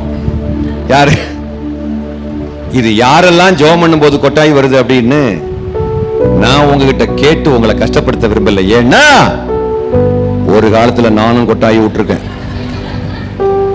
அப்ப என்ன கையை தூக்க வச்சா எனக்கு எவ்வளவு கஷ்டமா இருக்குங்கிறது எனக்கு தெரியும். அல்லேலூயா, அல்லேலூயா. ஏன் தெரியுமா கொட்டாயி வருது? ஏன்னா நீ ஜெபம் பண்றத அவன் விரும்பல. யார் விரும்பல? பிசாசு விரும்பல. நீ என்ன வேணா பண்ணுங்க, பாட்டு பாடு, நீ பாட்டு பாட அழகா. என்ன டி மைனர் தம்பி, சூப்பர் ஒரு பாட்டு பாடு. எனக்காக உயிர் தந்த பிராணநாயகா, சொல்லுங்க. எனக்காக உயிர் தந்த பிராணநாயகா, குற்றமேதும் செய்யாத புருஷோத்தமா, குற்றமேதும் செய்யாத புருஷோத்தமா, எனக்காக உயிர் தந்த பிராணநாயகா. அந்த பாட்டெல்லாம் பாடும்போது பிசாசும் உட்கார்ந்து ரசிக்கத்தான் செய்வான். ஏன் தெரியுமா? இந்த பாட்டெல்லாம் நம்ம எதுக்காக பாடுறோங்கிறது அவனுக்கு நல்லாவே தெரியும். இந்த பாட்டு பாடுறது, பிரசங்கம் பண்றது, இங்க என்ன செஞ்சாலும் சரிதான், அவன் பெருசா ஒன்னும் அவனை டிஸ்டர்ப் பண்ணாது. ஜெபம் பண்ண ஆரம்பிச்சோம், ஏன்னா அவனுக்கு நல்லாவே தெரியும், அவனுக்கு முதுகெலும்ப முறிக்கக்கூடிய வலிமை நாம் கடவுளோடு வைத்திருக்கின்ற உறவு. அல்லேலூயா சொல்லலாமா? கடவுளோடு நாம் வச்சிருக்கக்கூடிய உறவு சரியில்லைன்னா நமக்கே அந்த கிறிஸ்தவ வாழ்க்கை பைத்தியமா தான் தெரியும். அதனாலதான் வெளியில் உள்ளவர்களுக்கு அது பைத்தியமாக தெரிகிறது. காரணம், அவங்களுக்கும் கடவுளுக்கும் உறவே இல்லாம இருக்கிறதுனால. அந்த உறவு யாருக்கு இருக்கிறதோ அவங்களுக்கு தான், அவங்க தான். இப்ப பாருங்க, நான் பிரசங்கம் பண்ணிட்டு இருக்கிறேன், அப்ப கூட ஒரு சிலருக்கு சோதனை அப்படியாக கொட்டாவி கிடந்து வருகிறது. என் ஆவி கொஞ்சம் பேர் பாருங்க, அதை பேச ஆரம்பிச்ச உடனே அவனால முடியல. ஒண்ணு சொல்ற மக்களே, இந்த பாட்டு பாடும் போதும் சரி, என்ன வேணா பண்ணு, பிரசங்கம் பண்ணும் போது, சுவிசேஷ ஊழியம் பண்ணும் போது, என்ன வேணா பண்ண, அவன் கண்டுக்கவே மாட்டான். அவனுக்கு ரொம்ப வலி எது தெரியுமா? கடவுள் கிட்ட நீ தொடர்பு கொள்ள போகிறாய்னு தெரிஞ்ச அடுத்த நிமிஷத்துல ஒரு மாதிரி ஆயிடுவான். டிஎஸ்பியே உங்களுக்கு நெருங்கின நண்பர். இந்த ஊருடைய எஸ்பி, இந்த ஊருடைய டிஎஸ்பி யாரு? டிஎஸ்பி யாரு? பேர் என்ன? பேர் தெரியாது. இந்த ஊருடைய டிஎஸ்பி, இந்த ஊருடைய டிஎஸ்பி வந்து உங்க பக்கத்து வீட்டுக்காரங்களுக்கு ரொம்ப நெருக்கமானவங்க அப்படின்னு அந்த பக்கத்து வீட்டுக்காரங்கள்ட்ட நீங்க ரொம்ப விளையாடுவீங்களா என்ன? பாப்பா புரியுதா? பாப்பா என்ன சொன்னேன்? பக்கத்து வீட்டுக்காரங்களுக்கு டிஎஸ்பி கிட்ட ரொம்ப நல்ல நெருக்கமான உறவு இருக்குன்னா பக்கத்து வீட்டுக்காரங்கள்ட்ட பிரச்சனை பண்ணுவீங்களா? அப்படிதான். அகிலாண்டத்தை படைத்த ஒற்றை கடவுள் ஆண்டவராகிய இயேசு கிறிஸ்துவுக்கு நமக்கு நெருங்கின தொடர்பு இருக்குன்னா பிசாசு நம்மகிட்ட வாலாட்டவே மாட்டான்.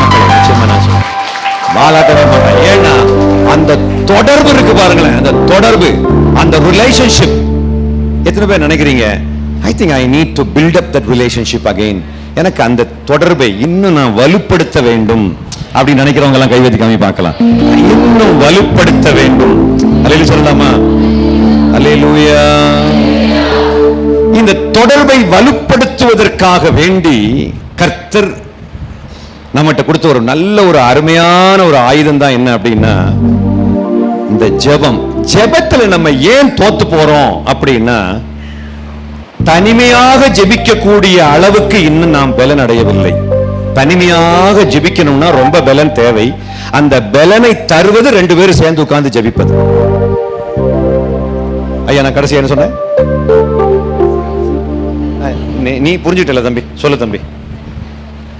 அதாவது ஜெபத்துல நாம தனியா ஜெபம் பண்ற அளவுக்கு இன்னும் நம்ம பலன் அடையல. நாம தனியா நின்று ஜெபம் பண்ணணும்னா ரெண்டு பேர் நமக்கு தேவை. நல்ல கவனமா கவனிங்க. உங்களுக்கு புரியுதாம்மா? புரியுதா? சொல்லுங்க. தனிமையா இருந்து ஜெபம் பண்றதுக்கு பலன் இல்ல, ரெண்டு பேர் சேர்ந்து ஜெபம் பண்ணும்போது நமக்கு பலன் இருக்கு. ஆக்சுவலா தனிமையா நாம ரொம்ப நேரம் ஜெபம் பண்ணக்கூடிய பலன் நமக்கு இல்ல. அந்த பலனை நமக்கு அதை பெற்றுக்கொள்வது எப்படி, அதை பெற்று தருவது எது அப்படின்னா, தனிமையா உட்கார்ந்து ஜெபம் பண்ண ட்ரை பண்றது கிடையாது. ரெண்டு பேர் உட்கார்ந்து ஜெபம் பண்றது, 2-3 பேர் உட்கார்ந்து ஜெபம் பண்றது. அல்லேலூயா சொல்லலாமா? நீ 2 பேர் உட்கார்ந்து பிரேயர் பண்றதுக்கு பிசாசு விட மாட்டான். 2 பேர் சேர்ந்து உட்கார்ந்து பிரேயர் பண்ண விட மாட்டான். விட்டுட்டான்னு வச்சுக்கோங்களேன், தனியா உட்கார்ந்து பிரேயர் பண்ணது ரொம்ப ஈஸி ஆயிடும். அல்லேலூயா சொல்லலாமா? சத்தமா சொல்லுங்களேன். ஏன்னா அவனுக்கு நல்லா தெரியும், 2-3 பேர் சேர்ந்து ஒரு விஷயத்துல ஒன்னா சேர்ந்துட்டாங்கன்னா அது ரொம்ப பவர்ஃபுல்லானதுங்கிற விஷயம் நல்லாவே தெரியும். இப்ப நீங்க ஒரு விஷயத்தை ஒரு ஆளுகிட்ட சுவிசேஷம் சொல்றதுக்கு போறீங்க, தனியா போறது நல்லதா இல்ல 2 பேர் போறது நல்லதா? 2 பேர் போறது நல்லதா 3 பேர் போறது நல்லதா? அப்ப எவ்வளவு அதிகம் ஆகுதோ அவ்வளவு தூரத்துக்கு பிசாசு பயந்துருவாங்க. மக்கள் இந்த செய்தி நிஜமாகவே உண்மையாகவே கரெக்டான செய்தி தான் அவங்க நம்புறதுக்கு நம்ம எவ்வளவு அதிகமாக பேர் இருக்கிறோமோ நம்ம அதிகமான ஆட்கள் சேர சேர வெளியில் உள்ள மக்களுக்கு ரொம்ப ஈஸி ஆயிடும். இது நிஜமான செய்தி ஆனதுனாலதான் இவ்வளவு பேர் ஃபாலோ பண்றாங்க அப்படின்னு மக்கள் புரிஞ்சுக்குவாங்க. அப்போ நம்மை ஒன்று சேர்வதற்கு ஏதோ ஒன்று தடையாக இருக்கிறது. ஆக்சுவலா நம்ம ஒன்று சேர்வதற்கு ஏதோ ஒன்று தடையாக இருக்கிறது. ஆக்சுவலா இயேசு கிறிஸ்து இந்த உலகத்திலே சிலுவை சுமந்த பொழுது என்ன செய்தார்? சிலுவையில் அவர் என்ன செய்தார் அப்படின்னா, நாம் அடைய வேண்டிய தண்டனையை அவர் அடைந்தார். சத்தமா சொல்லுங்க.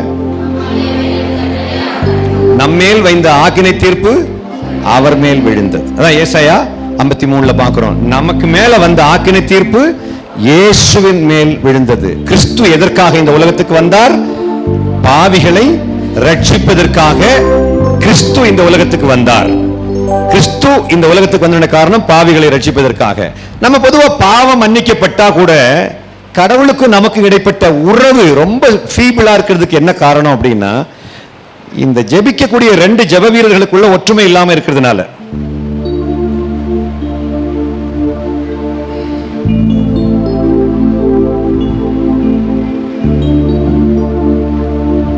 கர்த்தர் தாமே இந்த பில்டிங்க்கு ஒரு கொஞ்சம் ஏசி எல்லாம் தருவாராக. சத்தமா சொல்லுங்க ஆமென். அல்லேலூயா சொல்லலாமா? தம்பி இதுக்கு மொத்தத்தில் எத்தனை ஏசி தேவைப்படும் தம்பி? 6 ஏசி தேவைப்படும். 1.5 டன் 6 ஏசி. 1.5 டன் 6 ஏசி எவ்வளவு ரூபாய் ஆகுமோ அவ்வளவு ரூபாயை கர்த்தர் தாமே உங்களுக்கு தருவாராக. அதை எங்கிருந்து கொண்டு வருவார் தெரியுமா? எங்கிருந்து கொண்டு வருவார்? எனக்கு அன்பானவர்களே, அந்த பணத்தை கர்த்தர் உங்களிடமிருந்தே தருவார். ஹல்லேலூயா, ஹல்லேலூயா.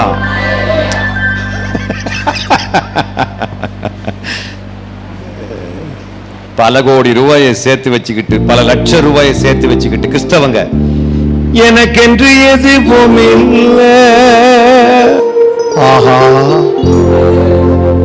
இப்பூமி சொந்தமில்ல,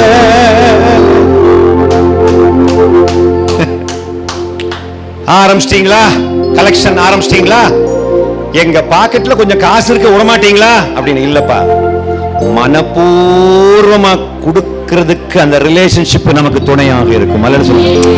நமக்கும் கடவுளுக்கு இடைப்பட்ட உறவை புதுப்பிப்பது எது, வலுப்படுத்துவது எது அப்படின்னா ஜெபம். ஆனா ஜெபம் அப்படின்றது ஸ்டார்டிங் பாயிண்ட் மட்டும்தான்.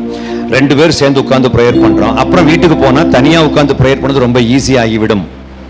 தனியா, ஏன்னா தனியாக உட்கார்ந்து பிரேயர் பண்றதுன்னு சொல்லக்கூடியது ரொம்ப திவ்யமான நேரம். ரட்சகரை நேர்ல தனிப்பட்ட முறையில உட்கார்ந்து பேசுறது, மனசு விட்டு பேசுறது. அது அங்கதான் பிசாசு வந்து நிப்பான், ஸ்ட்ராங் ஹோல்டு. இங்க விட்டுட்டோம்னா அங்க வேற.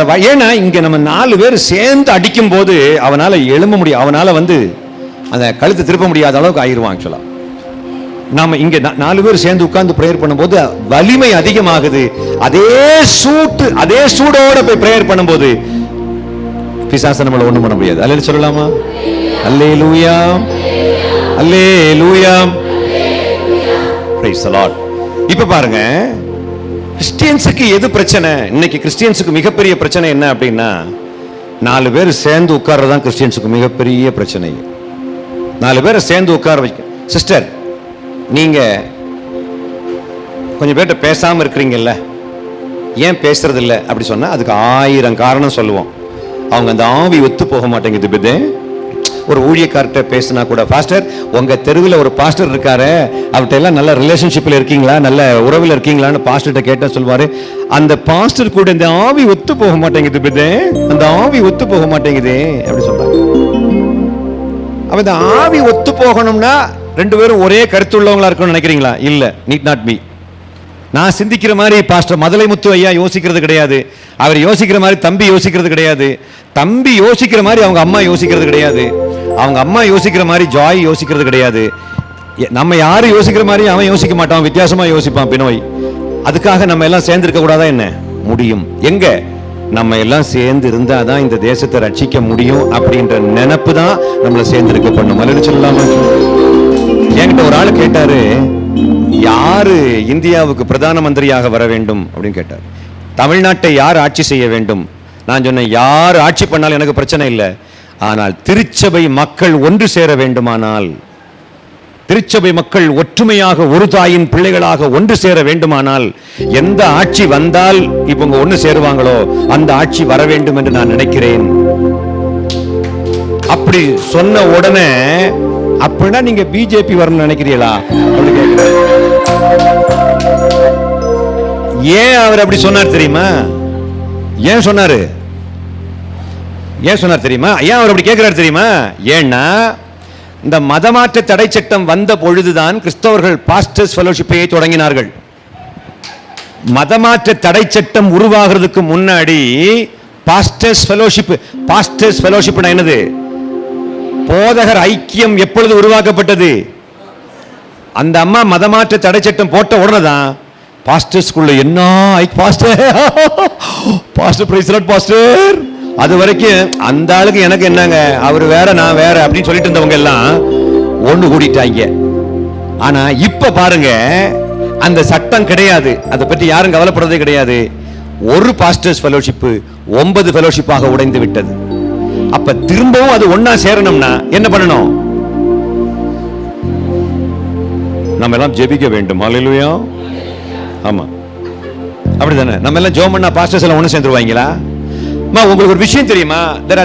there are 4 ways by which we can make people to obey. 4 வழிகளிலே நாம் ஒரு விஷயத்தை கீழ்ப்படிய பண்ண முடியும். ரட்சிக்கப்பட்டவங்க அல்லேலூயா சொல்வோம். நீ கை வைத்தல வைத்தல. ஏன் இப்படி ஒரு கேள்வி கேட்பீங்க நான் எதிர்பார்க்கவே இல்லைங்க. திரும்ப ஒரு வாய்ப்பு ஒன்று கொடுக்குறேன். ரட்சிக்கப்பட்டவங்க எல்லாம் கை வைத்துங்க பார்க்கலாம். Praise the Lord. சுதாரிச்சுக்கிட்டாங்க. ஆனா கூட ஒரு சிங்கிள் மூக்குத்தி அம்மா கை வைத்தவில்லை என்று நான் மிகவும் வருத்தத்துடன் தெரிவித்துக் கொள்கிறேன். நல்ல கவனமா கவனியுமா. அப்போ இந்த 4 விதங்களிலே ஒரு விஷயத்தை கீழ்ப்படிய பண்ண முடியும். 1, பயமுறுத்தி கீழ்ப்படிய பண்ணுவது. பயமுறுத்தி கீழ்ப்படிய பண்றது. இது கடவுளோட பெரிய நெருங்கின தொடர்பெல்லாம் தேவை கிடையாது. சட்டத்தை பார்த்து பயந்தவன் கீழ்ப்படிஞ்சிருவான். இது பிரைம் மினிஸ்டரு அல்லது சீஃப் மினிஸ்டரு, கடவுள், பெரிய பெரிய அதிகாரிகள் யாருக்கும் இவருக்கு தொடர்பே கிடையாது. ஒரே ஒரு விஷயம், எதுக்காக இவர் கீழ்ப்படுகிறார்னா பயந்து கீழ்ப்படுகிறார். எப்படி தெரியுமா? இந்த சர்ச்சில் கூட பாருங்களேன், நீங்கள் தசம பாகம் கொடுக்காவிட்டால் சாபம் அப்படின்னு எங்க அண்ணன் சொன்ன உடனே அது வரைக்கும் தசமபாகம் கொடுக்காம இருந்தவங்க கொடுக்க ஆரம்பிச்சிருவாங்க. காரணம் என்ன? சாபம். அதுல கொஞ்சம் எஸ்கேப் ஆகி ஓடி இருந்து தெரியுமா? நாங்க எல்லாம் கொடுக்க மாட்டோம் இல்ல, அவங்கள கொடுக்க வைக்கணும். என்ன பண்ணுவாரு? நீங்கள் ஆண்டவருக்கு 10 ரூபாய் கொடுப்பீர்களானால் ஆண்டவர் உங்களுக்கு 100 ரூபாயை தருவார்.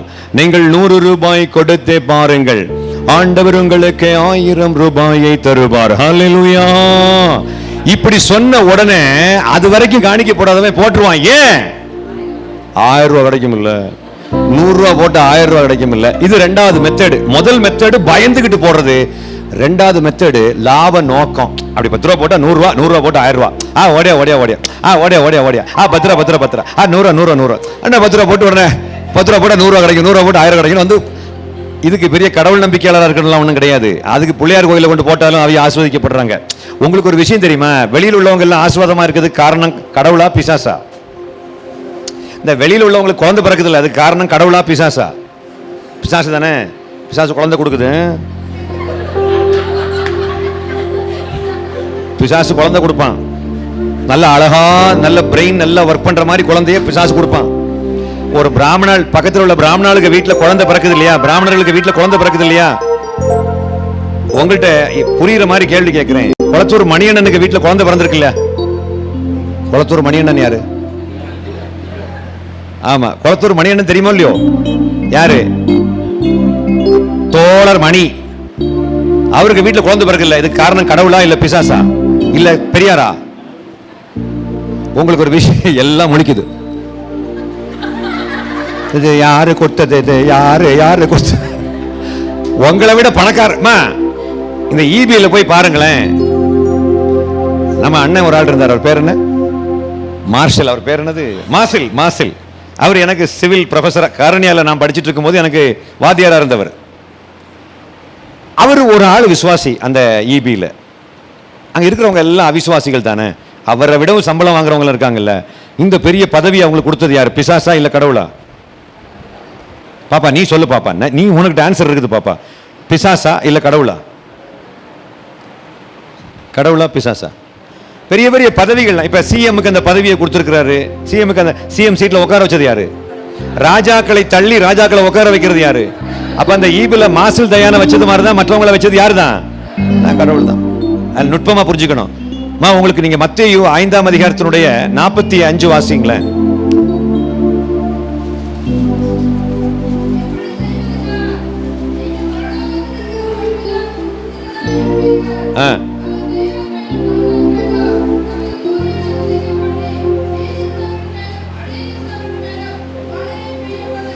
வாவ். இப்ப பக்கத்து வீட்டுக்காரங்களுக்கு குழந்தை வந்தது எப்படிங்க? சத்தமா சொல்லுங்களேன். கடவுளை கும்பிடாதவனுக்கு எதுக்கு குழந்தை கொடுக்கிறாரு? அதானே எல்லாரும் யோசிக்கிறாங்க. அப்ப கடவுளை கும்பிடாதவனுக்கு, அந்த விக்கிரகத்தை கும்பிடுறவங்களுக்கு வீட்டுல எத்தனை குழந்தை வந்திருக்குதுங்க? கடவுளை வணங்கக்கூடிய நம்ம மோகன் சியானனுக்கு குழந்தை இல்லைங்க. ஆனா கடவுளை கும்பிடாதவங்க, விக்கிரகத்தை கும்பிடுறவங்க அவங்களுக்கு வீட்டுல எத்தனை குழந்தைங்க? 5 குழந்தைங்க. அது 5 மூளை எப்படி வேலை செய்யுதுங்க? தெளிவா வேலை செய்யுதுங்க. கொடுத்தது யாருங்க? ஏசுநாதருங்க. அவரு கொடுக்காதது யாருங்க? அதுவும் ஏசுநாதர் தானுங்க. ஏன் கொடுக்கல? அவர்கிட்ட தான் போய் கேட்கணும். இதுல என்ன தெரியுமா, நம்ம என்ன நினைச்சிட்டு இருக்கோம் அப்படின்னா, இந்த தேசத்து மக்கள் எத்தனை பேர் நினைக்கிறீங்க ரட்சிக்கப்படணும்? நான் ரட்சிக்கப்பட்ட மாதிரி வெளியில் உள்ளவங்க ரட்சிக்கப்படணும் அப்படி விரும்புறவங்க எல்லாம் கைவத்தி காமி பார்க்கலாம். ரட்சிக்கப்பட்டவங்க எல்லாம் உலகமே ரட்சிக்கப்படணுங்க. சேலம் கேம்ப்ல ஒரு ஆள் கூட நரகத்துக்கு போக கூடாது. என் எதிரி கூட நரகத்துக்கு போக கூடாது நினைக்கிறவங்க எல்லாம். அல்லேலூயா. உங்களை கெட்ட வார்த்தை பேசுனாங்க இல்ல பக்கத்து வீட்டுக்காரங்க, அவங்க பரலோகத்துக்கு போகணுமா நரகத்துக்கு போகணுமா? அது பரலோகத்துக்கு போகணும் சந்தோஷமா வரமாட்டேங்குது பாருங்க. பிசாசு அவங்களுக்குள்ளே வாசம் பண்ணி கொண்டிருக்கிறது. நரகத்துக்கு போவார்கள் ஆக அப்படி சொல்லக்கூடாது. கொஞ்சம் பேர் என்ன பாக்குறாங்க, இவர் என்ன உட்கார்ந்து பேசுறாரு? இதுவரைக்கும் எவ்வளவோ ஊழியக்காரங்க வந்திருக்காங்க, அவங்க எல்லாம் உட்கார்ந்து பேசுறது இல்லையே. நான் ஏன் உட்கார்ந்து பேச ஒரு அர்த்தம் இருக்கு பிரியமானவர்களே. அதுல ஒரு பெரிய ரகசியம் இருக்கு. தெரிஞ்சுக்க விரும்புறவங்க எல்லாம் கை வைத்துக்க பார்க்கலாம். நான் உட்கார்ந்து பேசுற ஒரு ரகசியம் இருக்கு, தெரிஞ்சுக்க விரும்ப. எல்லாரும் கை வைத்து தான் சொல்லுவேன், இல்லை நான் சொல்ல மாட்டேன். அந்த ரகசியத்தை சொல்லவா? கால் வலிக்குதுங்க. ஆமா, இந்த சேர் கூட நல்லா இருக்குல்ல, இல்ல வாகா இருக்குது. அப்படி ஜாலியா அண்ணன் போறதுக்கு முன்னாடி நல்ல சூப்பர் சேர்லாம் வாங்கி போட்டு போயிருக்கிறாரு பாருங்க. கண்டிப்பா ஒரு நல்ல அருமையான விஷயம் செஞ்சுட்டு போயிருக்கிறாரு. அண்ணன் இருந்திருக்கணுங்க, நல்லா இருந்திருக்கணும். நல்லா கவனமா கவனிங்க.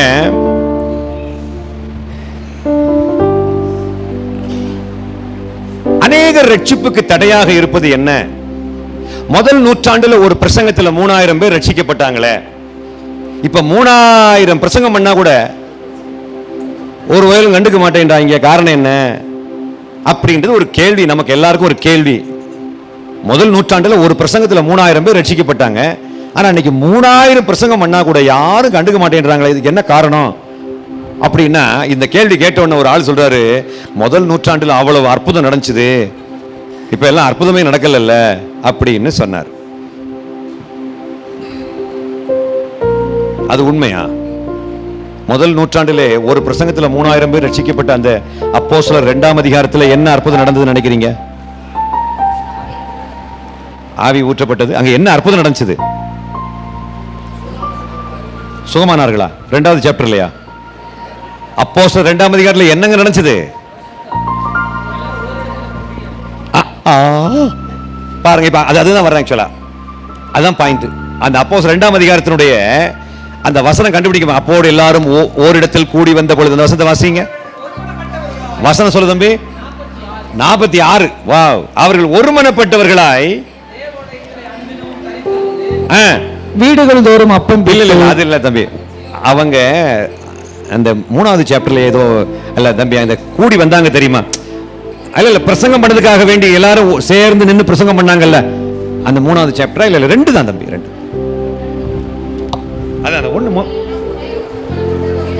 ஆரம்பத்தில் வாசிங்களா? வாசிங்க.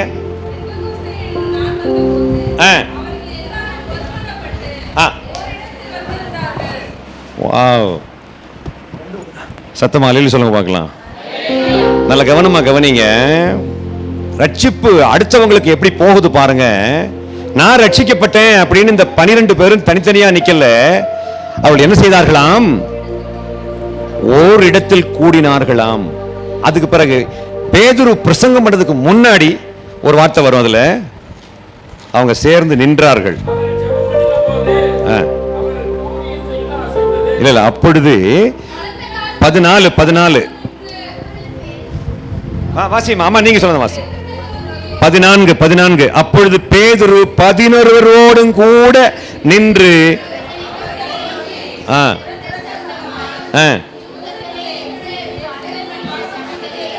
இதுல எனக்கு பாருங்க, இது இந்த சாப்டர் முடியும் போது எவ்வளவு பேர் ரட்சிக்கப்பட்டாங்க? அப்போஸ்தலர் 2ஆம் அதிகாரத்துல எவ்வளவு பேர் ரட்சிக்கப்பட்டாங்க? எப்படி தெரியுமா? வேற ஒண்ணும் இல்லைங்க, இந்த 11 கூட யார் எழும்பி நின்னது? பேதுரு. அதுல ஒருத்தனை சீட்டு போட்டு எடுத்தவன், இவன் சீட்டு போட்டு எடுத்தவனாச்சே, இவன் சீட்டு போட்டு எடுக்கப்பட்டவனாச்சே, பரிசுத்தாவின் அவர் சொல்லியா எடுத்தோம் அப்படின்னு அவங்களுக்குள்ள எந்த முறுமுறுப்பும் இல்லாம அவரையும் அணைத்து கொண்டு ஒன்றாக இணைந்து நின்ற பொழுது அந்த பிரசங்கம், ஒரு ஆள் தான் பிரசங்கம் பண்ணாரு, அந்த பிரசங்கத்தை கேட்டு 3000 பேர் ரட்சிக்கப்பட்டார்கள். அல்ல சொல்லலாமா? அன்னைக்கு 11 பேர் 12 பேரும் 12 ஊருக்கு போய் பிரசங்கம் பண்ணியிருந்தா கூட இந்த 3000 பேர் வந்திருக்க மாட்டாங்க. அவங்க 11 பேரோடு ஒன்றாக நின்று பிரசங்கம் பண்ணினாங்க. ஒரு ஆளு பேசுறாரு, ஆவியானவர் இறங்குற, பெரிய அற்புதங்கள் எதுவுமே நடக்கல, ஆனா அன்னைக்கு 3000 பேர் ரட்சிக்கப்பட்டாங்க. அல்லேலூயா சொல்லலாமா? சத்தமா சொல்லுங்களேன். அல்லேலூயா. அதுக்கு அடுத்த சாப்டருக்கு அடுத்த சாப்டர் ஆரம்பத்திலிருந்தே வாசிங்களேன். 5வது 3 4 வாசி, 4வது சாப்டருடைய ஆரம்பத்திலிருந்து வாசிங்க.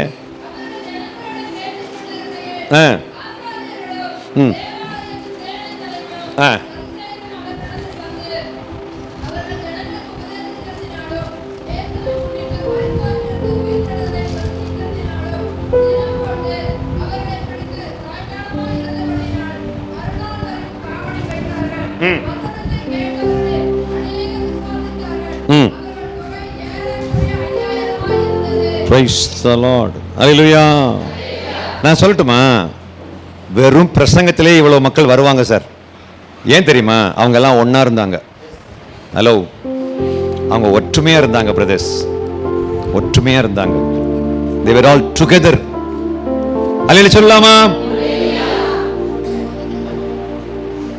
They were all together. ஒன்னா இருந்தாங்க. They were all together actually. ஒரு ஆளு பின்வாங்கி போறதுக்கு காரணம் என்ன? பாஸ்டர்மா சொல்லுங்க பாஸ்டர்மா. ஒரு பாஸ்டர்மாவாகட்டும், அல்லது ஒரு பாஸ்டர் ஆகட்டும், அது ஒரு விசுவாசி ஆகட்டும், நானும் ஆகட்டும், நீங்க ஆகட்டும், திடீர்னு நம்ம சோர்ந்து போறதுக்கு காரணம் என்ன அப்படின்னா, பச்சையா ஒரு உண்மையை சொல்றேன். என்கிட்ட அநேக வாலிபர்கள் கூப்பிட்டு பேசுவாங்க, நான் இந்த பாவத்தில் விழுந்து கிடக்கிறேங்க ஐயா, ஐயா நான் ஒரு மோசமான பாவத்தில் விழுந்து கிடக்கிறேன், நான் ஒரு அசிங்கமான பாவி, நான் ரகசியமாக பாவம் செஞ்சுட்டு இருக்கிறேன், இப்படி எல்லாம் சொல்லுவாங்க. அதுக்கு என்ன காரணங்க ஐயா, என்னால் வெளியே வர முடியாமல் இருக்கிறேன்னு சொல்லிட்டு நான் உடனே சொல்லக்கூடிய வார்த்தை என்ன தெரியுமா? நீங்க அந்த பாவத்தில் தொடர்ந்து விழுந்து கிடக்கின்ற காரணம் என்னன்னா வேற ஒண்ணுமே இல்லை, உங்களுக்கு நல்ல ஆவிக்குரிய நண்பர்கள் ஒரு ஆளு கூட கிடையாது. உண்மையான்னு கேட்டேன். ஆமையா, எப்படி கரெக்டா சொல்றீங்க, ஆண்டவர் உங்கள்கிட்ட பேசினாரா? இது என்ன ஆண்டவர் நம்மகிட்ட பேசணும்? ஆண்டவர் எதுக்குங்க பேசணும்? பிரசங்கி 4ஆம் அதிகாரத்தினுடைய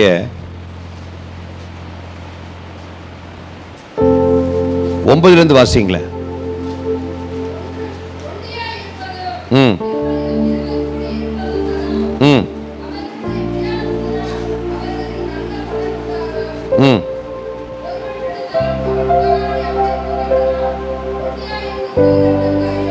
வாவ்,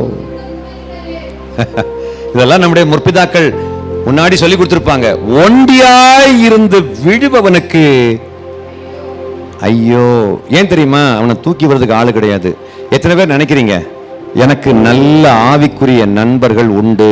அப்படி சொல்றவங்க மட்டும் கை வைத்துங்களேன். எனக்கு நல்ல ஆவிக்குரிய நண்பர்களை கடவுள் கொடுத்திருக்கிறார் அப்படி சொல்றவங்க மட்டும் கை வைத்துங்க பார்க்கலாம். உங்களுடைய சகோதரி, உங்க பேர் என்ன சகோதரி? சுமதி. ஓ, சுமதியுடைய நல்ல ஆவிக்குரிய தோழி யார்? பியூலா, பிருந்தா. பிருந்தாவுடைய ஆவிக்குரிய தோழி யார்? பியூலா, சுமதி. ரைட். நீங்க 3 பேரும் ஒன்னா இருப்பீங்க எப்போதுமே. சுமதி ஒரு தப்பு பண்ணும்போது அந்த தப்பை தொடர்ந்து பண்ண விட மாட்டாங்க. யாரு? இந்த 2 பேரும் விட மாட்டாங்க. என்ன பியூலா, உண்மையா இல்லையா? நீங்க 3 பேர்ல நீங்க 3 பேரும் பாத்தீங்கன்னா பைபிள் காலேஜ் படிச்சிருக்கலாம், ஆனா சோர்ந்து போறதுக்கு ஒரு நிமிஷம் வரலாம். பைபிள் காலேஜ் படிச்சு முடிச்சவங்க சோர்ந்து கீழே விழுந்தாங்க, அவங்களை தூக்கி வரதுக்கு ஆள் இல்லை, அப்படியே பின்வாங்கியே போயிட்டாங்க. ரொம்ப பேர் எனக்கு தெரியும். இன்னைக்கு உலக வேலை பார்த்து சாதாரணமாக உட்காந்துட்டாங்க, சர்ச்சுக்கும் கூட வரது கிடையாது. ஏன் தெரியுமா? நல்ல நண்பர்கள் கிடையாது. நான் இப்போ ஒரு அட்வைஸ் எல்லாருக்கும் பண்றேன், நீ நல்ல நண்பனை தேடு, அல்லது யாராவது ஒருவருக்கு நல்ல நண்பனாய் இரு. ஹலோ, நான் கடைசியா என்ன சொன்னமா? ஒன்று, நல்ல நண்பனாய் இரு. நீ ஒரு ஆளு கிட்ட போய் நல்ல நண்பராய் இரு. அதில் சொல்லலாமா? நல்ல நண்பனை தேடுகிறவனோடு நீ போய் இரு. அதில் சொல்லலாமா? இது மிக மிக மிக முக்கியமானது. எத்தனை பேர் நினைக்கிறீங்க உங்களுக்கு ஒரு நல்ல ஆவிக்குரிய நண்பர் இருக்காங்களா ஐயா? இல்ல. உங்களுக்கு ஒரு விஷயம் தெரியுமா? முறைச்சுக்கிட்டே சர்ச்சுக்குள்ள வந்தா உட்கார்ந்து இருப்பாங்க தெரியுமா? அவங்க யார் தெரியுமா? யாரு சொல்லுங்க? அவங்களுக்கு நல்ல கிறிஸ்தவ ஆவிக்குரிய நண்பர்கள் இல்ல. அதனாலதான் அவங்க வாழ்க்கையில ஒரு விதமான ஒரு துக்கத்தோடையே பயணித்துக் கொண்டிருப்பார்கள். நான் பேசிட்டு இருக்கிறது விளங்கினவங்க எல்லாம் மட்டும் கைவிடுங்க பார்க்கலாம். உங்களுடைய ஆவிக்குரிய தோழி யாருமா? ஒரு நல்ல நண்பர்னு யாரை சொல்லுவீங்க? ரொம்ப நேரம் யோசிக்கிறீங்கன்னா உங்களுக்கு யாரும் இல்லைன்னு அர்த்தம். மா சிங்கிள் மூக்குத்தி அம்மா, நீங்க சொல்லுங்க, உங்களுக்கு நல்ல ஆவிக்குரிய நண்பர் யார்?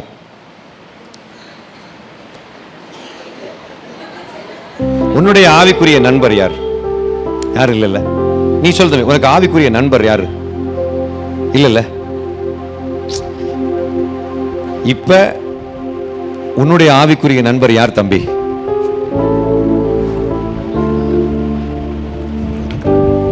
ஆனா உன்னுடைய பிள்ளைகளுக்கு நண்பர் இல்லையே.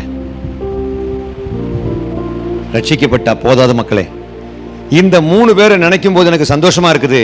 ஆனா சகோதரி உங்களை நினைக்கும் போது எனக்கு துக்கமா இருக்குது. ஏன் தெரியுமா? ஏன்?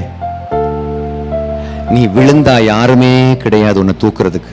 அந்த வசனம் திரும்ப வாசிங்கம்மா, திரும்ப வாசிங்க. ஒண்டியா இருப்பதிலும் இருவர் கூடி இருப்பது நலம்.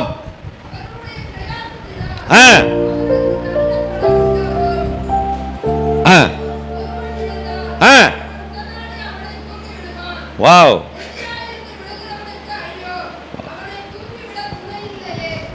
அந்த தம்பி அன்னைக்கு என்கிட்ட அழுதாரு.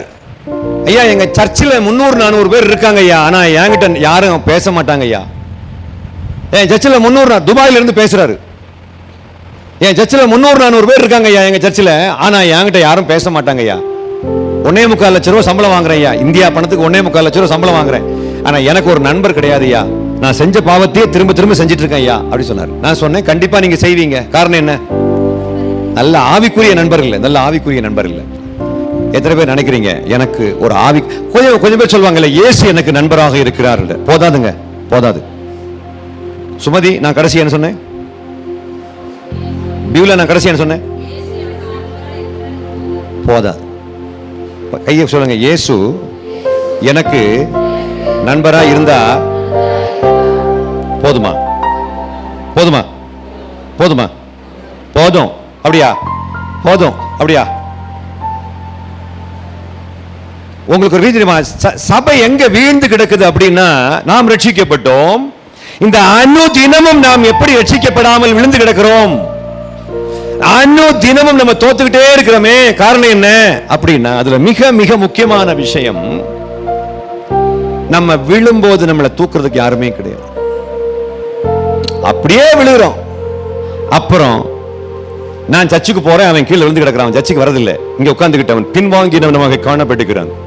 நானோ சபைக்கு கடந்து சென்று கொண்டிருக்கிறேன், அவன் விழுந்த வண்ணமாக காணப்படுகிறான். பாருங்கள் பிரியமானவர்களை, கிருபை இழந்து காணப்படுகிறான். அட பாவி, அவன் அழுது நின்று அழுது பார்த்தான், அவனுக்கு நல்ல நண்பர்களே கிடைக்கல, கடைசி அவன் கீழே விழுந்துட்டான். இப்படி எத்தனை ஆயிரம் கிறிஸ்டியன்ஸ், எத்தனை லட்சம் கோடி கிறிஸ்டியன்ஸ் பிளாட்டா விழுந்துட்டாங்க தெரியுமா? உட்கார்ந்து குறை சொல்லிட்டு இருக்கிறதுக்கெல்லாம் நேரம் கிடையாது. ஒன்று, நண்பனை தேடு, அல்லது இன்னொருத்தனுக்கு போய் நண்பனா சேரு.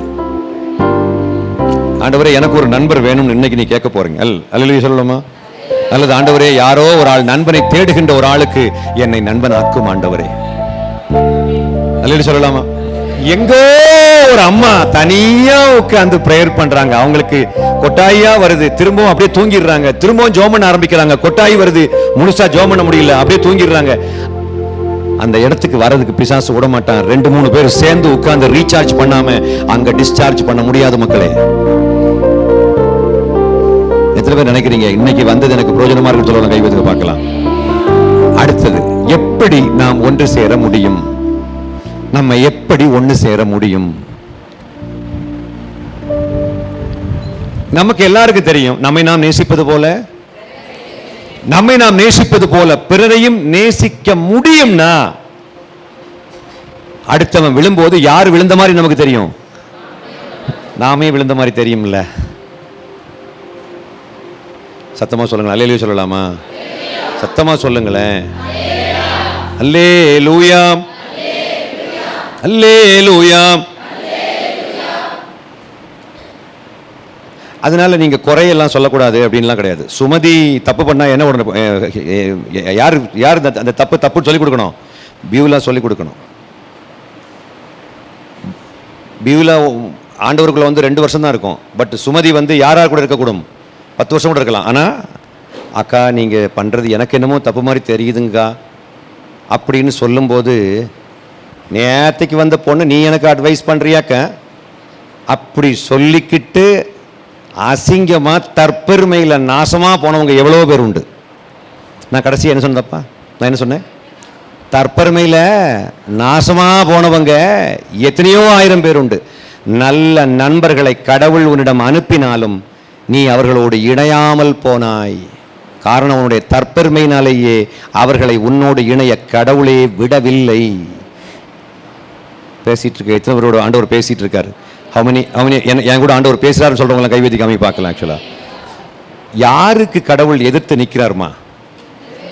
டேஷ் உள்ளவர்களுக்கு, பெருமை உள்ளவர்களுக்கு தேவன் எதிர்த்து நிற்கிறார். தாழ்மை உள்ளவர்களுக்கோ நல்ல நண்பர்களை கிருபையாய் ஈவாக கொடுக்கின்றார். கரங்களை தட்டி ஆண்டவர் மகிமைப்படுத்தலாம். அல்லேலூயா.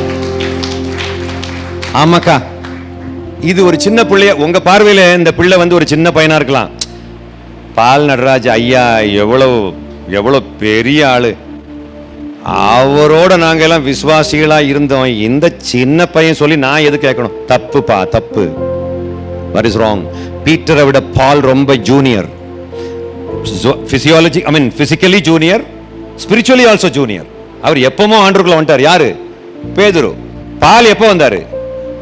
லேட்டா வந்தவர். ஆனா பாலுடைய கடிந்து கொள்ளுதலை, பவுலுடைய கடிந்து கொள்ளலை பேதுரு சந்தோஷமா ஏத்துக்கிட்டாரு. பால் யாரு? சின்ன பையன். ஆனா பேதுரு, அப்பா அவன் என்னெல்லாமோ சொல்றான்ப்பா, எனக்கு கூட புரிய மாட்டேங்குது, சிலதெல்லாம் எனக்கு புரிய மாட்டேங்குது. பேதுரு தன்னுடைய எபிஸ்டல் எழுதுறாரு, என்னெல்லாமோ சொல்றேன் எனக்கு புரிய மாட்டேங்குதுப்பா. அப்ப புரியாத விஷயங்கள், மர்மங்கள், ரகசியங்கள் எல்லாம் நம்ம ஜூனியர் சொன்னா கூட ஏற்றுக்கொள்ளக்கூடிய மன பக்குவம் பேதுருவுகளுக்கு தேவையாக இருக்கிறது. அல்லேலூயா சொல்லலாமா? இப்ப நீங்க நினைக்கலாம், சரிங்க, இப்ப எப்படி யாரை கண்டுபிடிக்க, எங்க போய் கண்டுபிடிக்கிறது? பக்கத்துல கை கொடுத்து நான் உங்களை நேசிக்கிறேன்னு சொல்லுங்களேன்.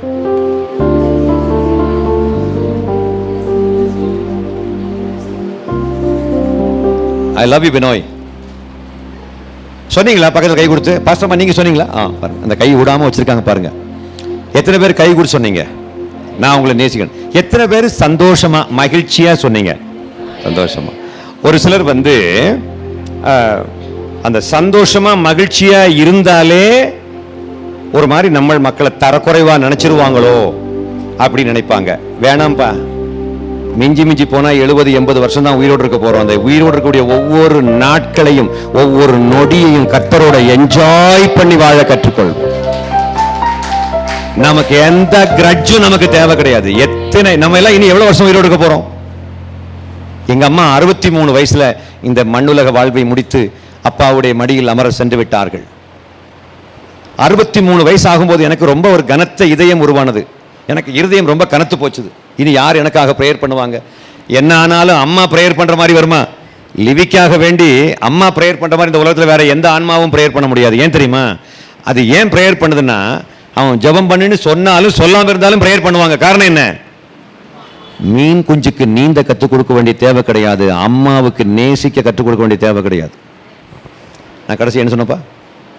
அம்மா, கண்ணாடி அம்மா கீழே உக்காந்துருக்கீங்களா? சொல்லுங்களேன். அம்மாவுக்கு நீந்த கற்றுக் கொடுக்க வேண்டிய தேவை கிடையாது, அம்மாவுக்கு நேசிக்க. அதுக்கு முன்னாடி வேற ஒன்று சொன்னேன், மீன் குஞ்சுக்கு அதுக்கெல்லாம் நீந்துறதுக்கெல்லாம் ட்ரைனிங் யாரும் கொடுக்க தேவை, அது ஆட்டோமேட்டிக்கலாக அப்படி அப்படி நீந்த கற்றுக்கும். அதே மாதிரி தான் அம்மாவுக்கும். அப்ப உன்னுடைய ஜெப குறிப்பை நீ ஜெப குறிப்பை சொன்னாலும் சொல்லாம இருந்தாலும், சுமதி வந்து ஜெப குறிப்பு, சுமதிக்கு ஒரு பிரச்சனை இருக்குது, அந்த ஜெப குறிப்பை பியூலா கிட்ட சொன்னாலும் சொல்லாம இருந்தாலும் நீயா தெரிஞ்சு ஜெபம் பண்ற பாரு. கிறிஸ்துவின் சிந்தை உடையது. ஒரு கிறிஸ்துவின் சிந்தை என்ற வார்த்தைக்கு அர்த்தம் அதான். கிறிஸ்துவனுடைய சிந்தை என்ற வார்த்தைக்கு அதான் meaning. And that's the mind of Christ. That's the mind of Christ. நம்ம ஒண்ணு சேர்றதுக்கு 1000 தடை இருக்கலாம். மிகப்பெரிய தடையே நான் யார் தெரியுமா, நான் யார் தெரியுமா, நான் யார், நீ யார், நீ யார், நீ யார் தெரியுமான்னா உனக்கு தெரியாத நீ யாருன்னு ஊர்ல எல்லாத்தையும் போய் கேட்குற, நான் யார் தெரியுமா, நான் யார் தெரியுமான்னு. நீ யாருன்னு தெரிஞ்சுக்கணும்னா எங்க போய் பார்க்கணும்? கர்நாடகில் போய் பார்க்கணும். அப்ப நீ யாருன்னு தெரியும். நான் யார் தெரியுமா, நான் யார் தெரியுமா. ஒரு லூஸ் மோஷன் வந்தால் நீ சுருண்டு விடுவாய். சி வடிவத்தில் சுருண்டு விடுவாய், சுருண்டு விடுவாய். முதல் வாட்டி போகும்போது நீ நின்று கொண்டிருப்பாய். 2வது வாட்டி போகும்போது சேர்ல உட்கார்ந்துருவ. 3வது வாட்டி போகும்போது ஹரிசாண்டல் ஆகி விடுவாய். 4வது வாட்டி இங்க போக மாட்ட, ஹாஸ்பிட்டல்ல போவ. அவ்வளவுதாங்க வாழ்க்கை. கொஞ்சம் பேருக்கு அது என்ன சுருள்றதுன்னா என்னது, லூஸ் மோஷன் ஒண்ணுமே தெரியல. பாட்டிக்கு ஒன்றும் புரிய மாட்டேங்குது. எல்லாரும் சிரிக்கிறாங்கன்னு பாட்டி சேர்ந்து சிரிக்குது. வயத்தால அதான் சொல்லு தம்பி, அது கொஞ்சம் விளக்கமா சொல்லு. வயிற்று போக்கு, கரெக்ட். வயிற்று போக்கு. நான் யார் தெரியுமா, நான் ஒரு வயிற்று போக்கு வந்துச்சுன்னு வச்சுக்கோ, நீ பிளாட் ஆயிடுவ. போதும். நான் யாரு தெரியுமா, நீ யாரு, யாரியா நீ? 4 பேர் சேர்ந்து உட்கார்ந்து, அப்பா இந்த இணைப்பு முறியாமல் பார்த்து கொள்ளும் ஆண்டவரே. ஒரு சிலர் நான் செத்தால் அவள்கிட்ட பேச மாட்டேன். செத்தது பிறகு பேச முடியுமா சிஸ்டர்? செத்தால் பேச மாட்டேன். ஹல்லேலூயா. அன்னைக்கு நான் இந்த மாமியார் மருமகள் கதை எல்லா கூடுதலையும் சொல்றது உண்டு. ஆக்சுவலா இங்கேயும் லாஸ்ட் டைம் சொன்னேன்னு நினைக்கிறேன், நீங்க மறந்துருப்பீங்க. நீ சின்ன பிள்ளையா இருக்கும்போது நான் சொன்னேன்னு நினைக்கிறேன். ஃப்ரெண்டு வரிசையில் உட்காந்துருப்பாங்க, ஒரு மாமியார் மருமகள், ரெண்டும் ஒயிட் அண்ட் ஒயிட் ஸ்ப்ரிங் ஆக்ஷன்ல ப்ரேயர் பண்ணக்கூடியவங்க. ஸ்ப்ரிங் ஆக்ஷன் ப்ரேயர்னு தெரியுமா மக்களே? அப்படி ஸ்ப்ரிங் ஆக்ஷன். மாமியார்ட்ட போய் கேட்குறாங்க, உங்க மருமக எப்படி இருக்கான்னு கேட்டதுக்கு, அவளை பற்றி மட்டும் பேசக்கூடாது. ஷாபா ராபா ராபா. அந்நிய பாஷையில நிரம்பி ஜோமன கூடியவங்க சொல்றாங்க, அவளை பற்றி மட்டும் பேசக்கூடாது பத்தே. ஷாபா ராபா. சரி, இது வயசான பாட்டி அன்அப்டேட்டடா இருக்குது அப்படின்னு சொல்லிட்டு மருமகள்கிட்ட படிச்சவ காலேஜ் படிச்சுக்கிறா. மருமகள்கிட்ட போய் கேட்குறாங்க, மாமியார் எப்படி இருக்காங்கன்னு கேட்டா அது சிரிச்சுக்கிட்டே சொல்லுது. அதான் அந்த படிச்சவங்களுக்கு அந்த சிரிப்பு வந்துடுது ஆட்டோமேட்டிக்கலா. அது முறைச்சிக்கிட்டே சொல்லுது. இது படிப்பு சிரிப்பு வந்து சொல்லுது, சிரிச்சுக்கிட்டே சொல்லுது, மாமியார் வந்து கர்த்தருக்குள்ளே நித்திரடையும்படியாக ஜெபித்துக் கொண்டிருக்கிற அப்படி சிரிக்குது. அப்பதான் நம்ம புரிஞ்சுக்க முடியுது, படிப்பு வரும் பொழுது நடிப்பு வருகிறது. அவ்வளவுதான், வேற ஒண்ணுமே வரல. தமிழ்ல கெட்ட வார்த்தை பேசுனவன் இங்கிலீஷ்ல கெட்ட வார்த்தை பேச ஆரம்பிக்கிறான். வாழைத்தோப்புல தப்பு பண்ணவன் ரூம் போட்டு தப்பு பண்றான். இவ்வளவுதான் வித்தியாசமே தவிர பாவம் மாறவில்லை. கல்வி வந்தவுடன் ஒரு வெங்காயமும் வரவில்லை. பணம் சம்பாதிக்க ஆரம்பிக்கிறான். அவ்வளவுதான்.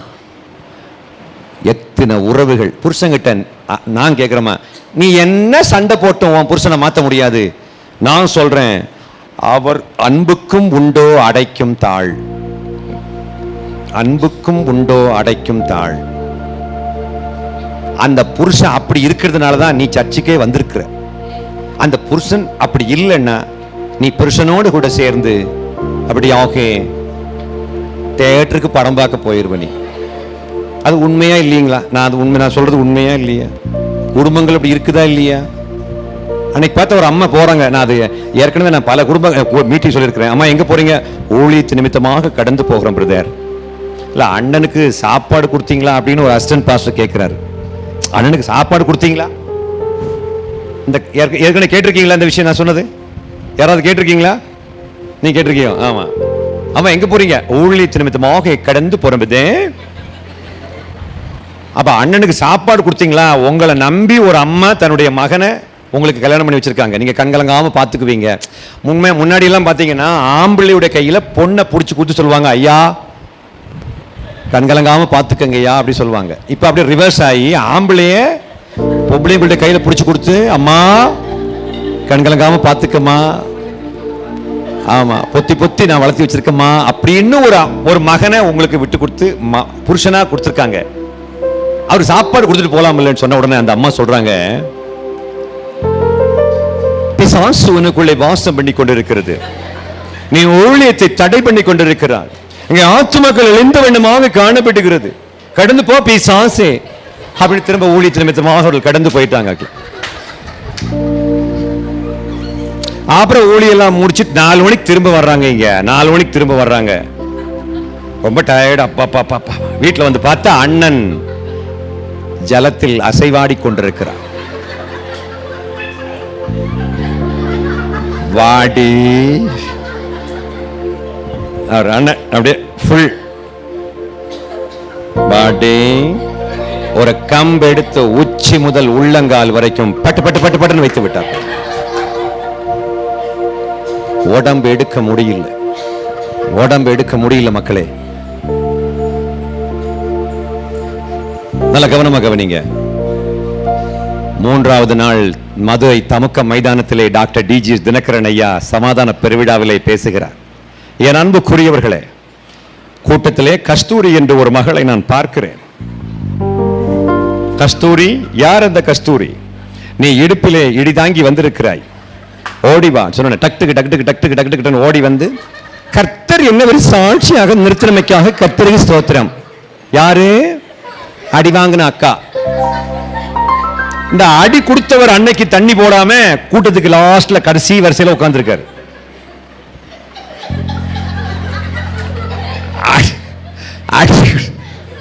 அடி கொடுத்தவர் கடைசி வரையில உட்கார்ந்திருக்காருங்க. இந்த அம்மா என்ன சொல்றாங்க? கர்த்தர் என்ன ஒரு சாட்சியாக நிறுத்தினமைக்காக கர்த்தருக்கு ஸ்தோத்திரம். அந்த அண்ணன் என்ன சொல்றாரு? கர்த்தரா இவளை சாட்சியாக நிறுத்துறது? இவளை நான் அல்லவா சாட்சியாக நிறுத்தி இருக்கிறேன். எனக்கு அன்பான கர்த்தருடைய பிள்ளைகளே, அந்த நாளுக்கு பிறகு அந்த அண்ணனுக்கு கர்த்தர் சாப்பாட்டுக்கு எந்த குறையும் வைக்கல. அல்லேலூயா. காரணம் என்ன? பிசியோதெரபி. பிரியமானவர்களே, பிசியோதெரபி. அடிக்கிற அடியில ஒழுங்கா சாப்பாடு வந்துச்சு. இப்ப ஒழுங்கு நிமித்தமாக கடந்து எல்லாம் போறதில்லை. முதல்ல குடும்பத்தை கவனிக்க தெரியாத நீ என்ன சபையை கவனிக்க போற, என்ன ஊழியம் பண்ண போற? நீயே மனைவியை அடிக்கக்கூடிய புருஷன் ஆம்பளையே கிடையாது. ஆனா அவனை அந்த ரேஞ்சில் கொண்டு வந்து விட்ட நீ பொம்பளையே கிடையாது. கொஞ்சம் பேர் இப்பதான் இங்க சிரிக்கவே ஆரம்பிச்சிருக்காங்க. எங்களையும் புரிஞ்சு பேசுறதுக்காக ஒரு ஆள் வந்திருக்கிறீங்களே. இல்லப்பா, யாரும் சர்ச்சில், ஓசன்னா சர்ச்சில் பால் நடராஜன் அண்ணனுடைய அந்த தந்தை, அந்த தகப்பனுடைய வசன பால் குடித்து அந்த தகப்பனுடைய அந்த வசன ஆகாரம் உண்டு வாழ்ந்தவர்கள் ஒருவருக்கொருவர் நட்புறவில் வாழ வேண்டும். மக்களே, அல்லேலூயா சொல்லலாமா? பேசுற 1000 விஷயம் இருக்குது, பேசிட்டு இருக்கலாம். அவர் அது சரியில்லை, அந்த அம்மாவோட பேச்சு சரியில்லை, அந்த அம்மாவுடைய மொழி சரியில்லை, அந்த அம்மா ஜெபம் பண்ணா சரியில்லை, சரியில்லை சரியில்லை சரியில்லை. நீ சரியா இருக்கிறியா?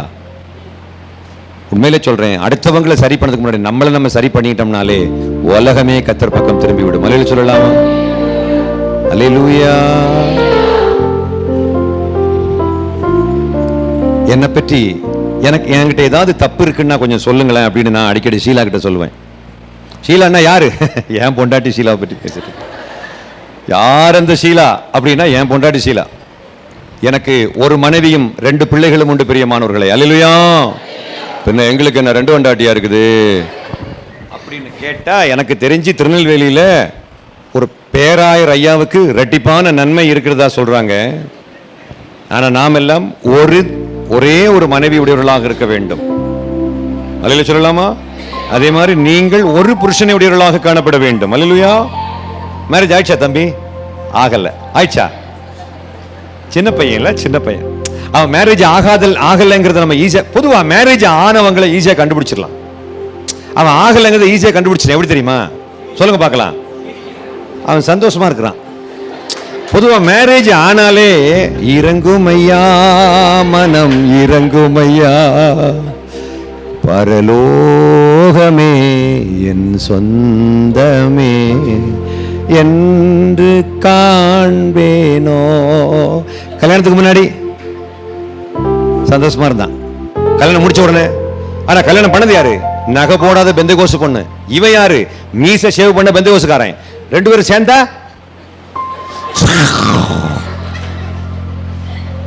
நாங்க கிறிஸ்தவம். நான் சொல்றேன், அனுதினமும் நாம் ரட்சிக்கப்பட வேண்டும். அந்த 1 கொரிந்தியர் 1:18 திரும்ப வாசிங்களேன். சிலுவையை பற்றிய உபதேசம் அப்படின்னா என்னது? அனுதினமும் நாம் சிலுவை சுமக்கின்ற உபதேசம். அல்லேலூயா சொல்லலாமா? அனுதினமும் வேணும்னே நம்ம ஆண்டவர் நம்ம தோள்ல வச்ச சிலுவையை நமக்கு நம்ம பரலோகத்துக்கு வந்து சேரணும்னா எப்படிப்பட்ட வெயிட்டான ஒரு சிலுவை தேவையோ அந்த சிலுவையை கர்த்தர் நம்ம தோள்ல வச்சிருக்காருன்னா அதை பற்றிய உபதேசம் நமக்கு தேவ பலனாக இருக்கிறது. அல்லேலூயா சொல்லலாமா? அல்லேலூயா சொல்லலாமா? Praise God. உங்களை பற்றி அவ என்ன சொன்ன தெரியுமா? அப்படின்னு நாளைக்கு சுமதி கிட்ட, உங்க பேர் என்ன சொன்னீங்க? பிருந்தா. பிருந்தா உங்களை பற்றி என்ன சொல்ல தெரியுமா? நீங்க என்ன பெரிய ஃப்ரெண்டா இருக்கிறீங்க, ஆனா உங்க ஃப்ரெண்டு உங்களை பற்றி என்ன சொன்ன தெரியுமா? தெரியலையே. சொல்லட்டுமா? சொல்லுங்க. சொல்லாதீங்க, தயவுசெய்து சொல்லாதீங்க. எனக்கு தெரியும் என் பிருந்தா யாருன்னு. அப்படி சொல்ல கற்றுக்கொள்ள வேண்டும். அல்லேலூயா சொல்லலாம்.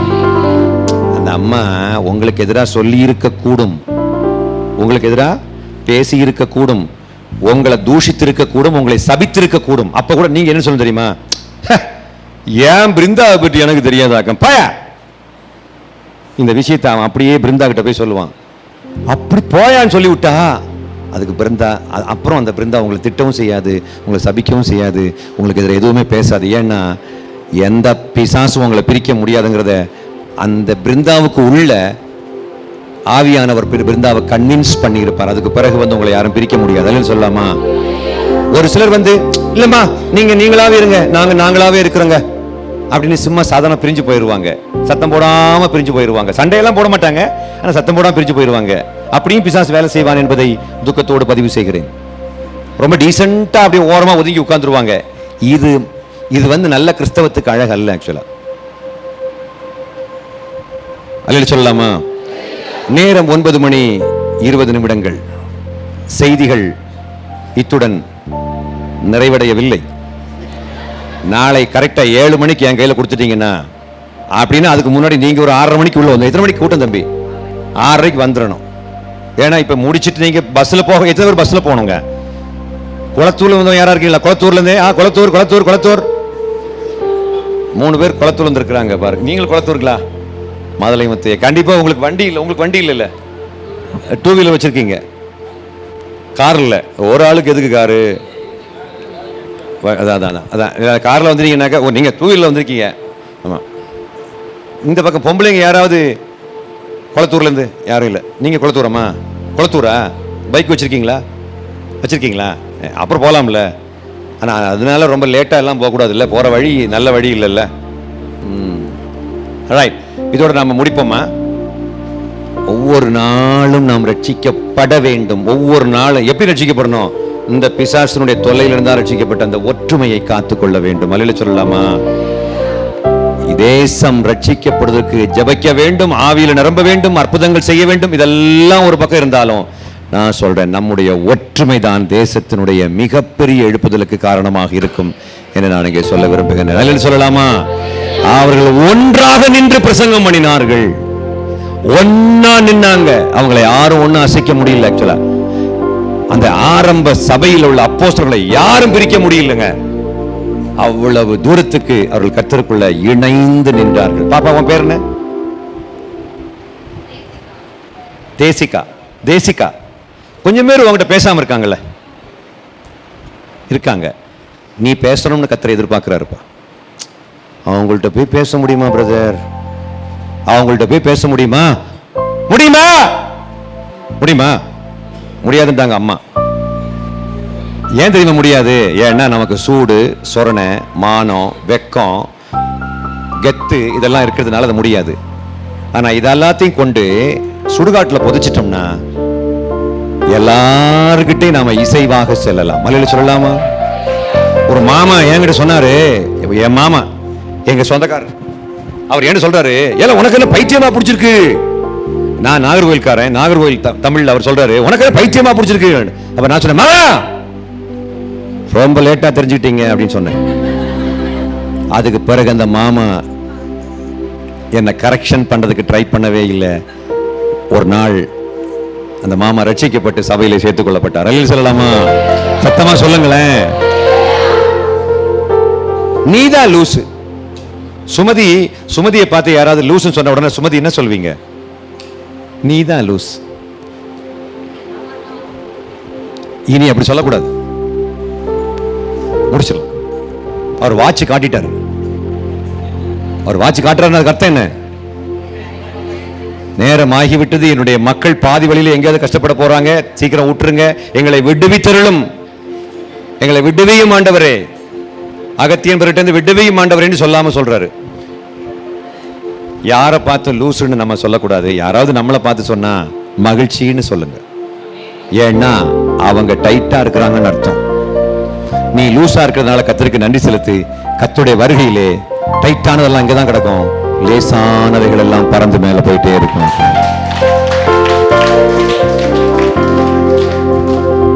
சி மைனர்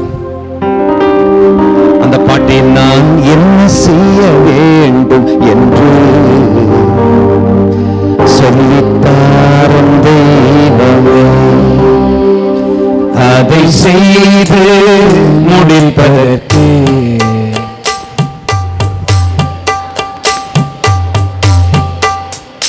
நான் என்ன செய்ய வேண்டும் என்று சொல்லித்தார், அதை செய்து முடிப்பதற்கு வல்லமை தாருமே. எதை நான் பேச வேண்டும் என்று கற்பித்தாரும் தெய்வமே. பாருமா,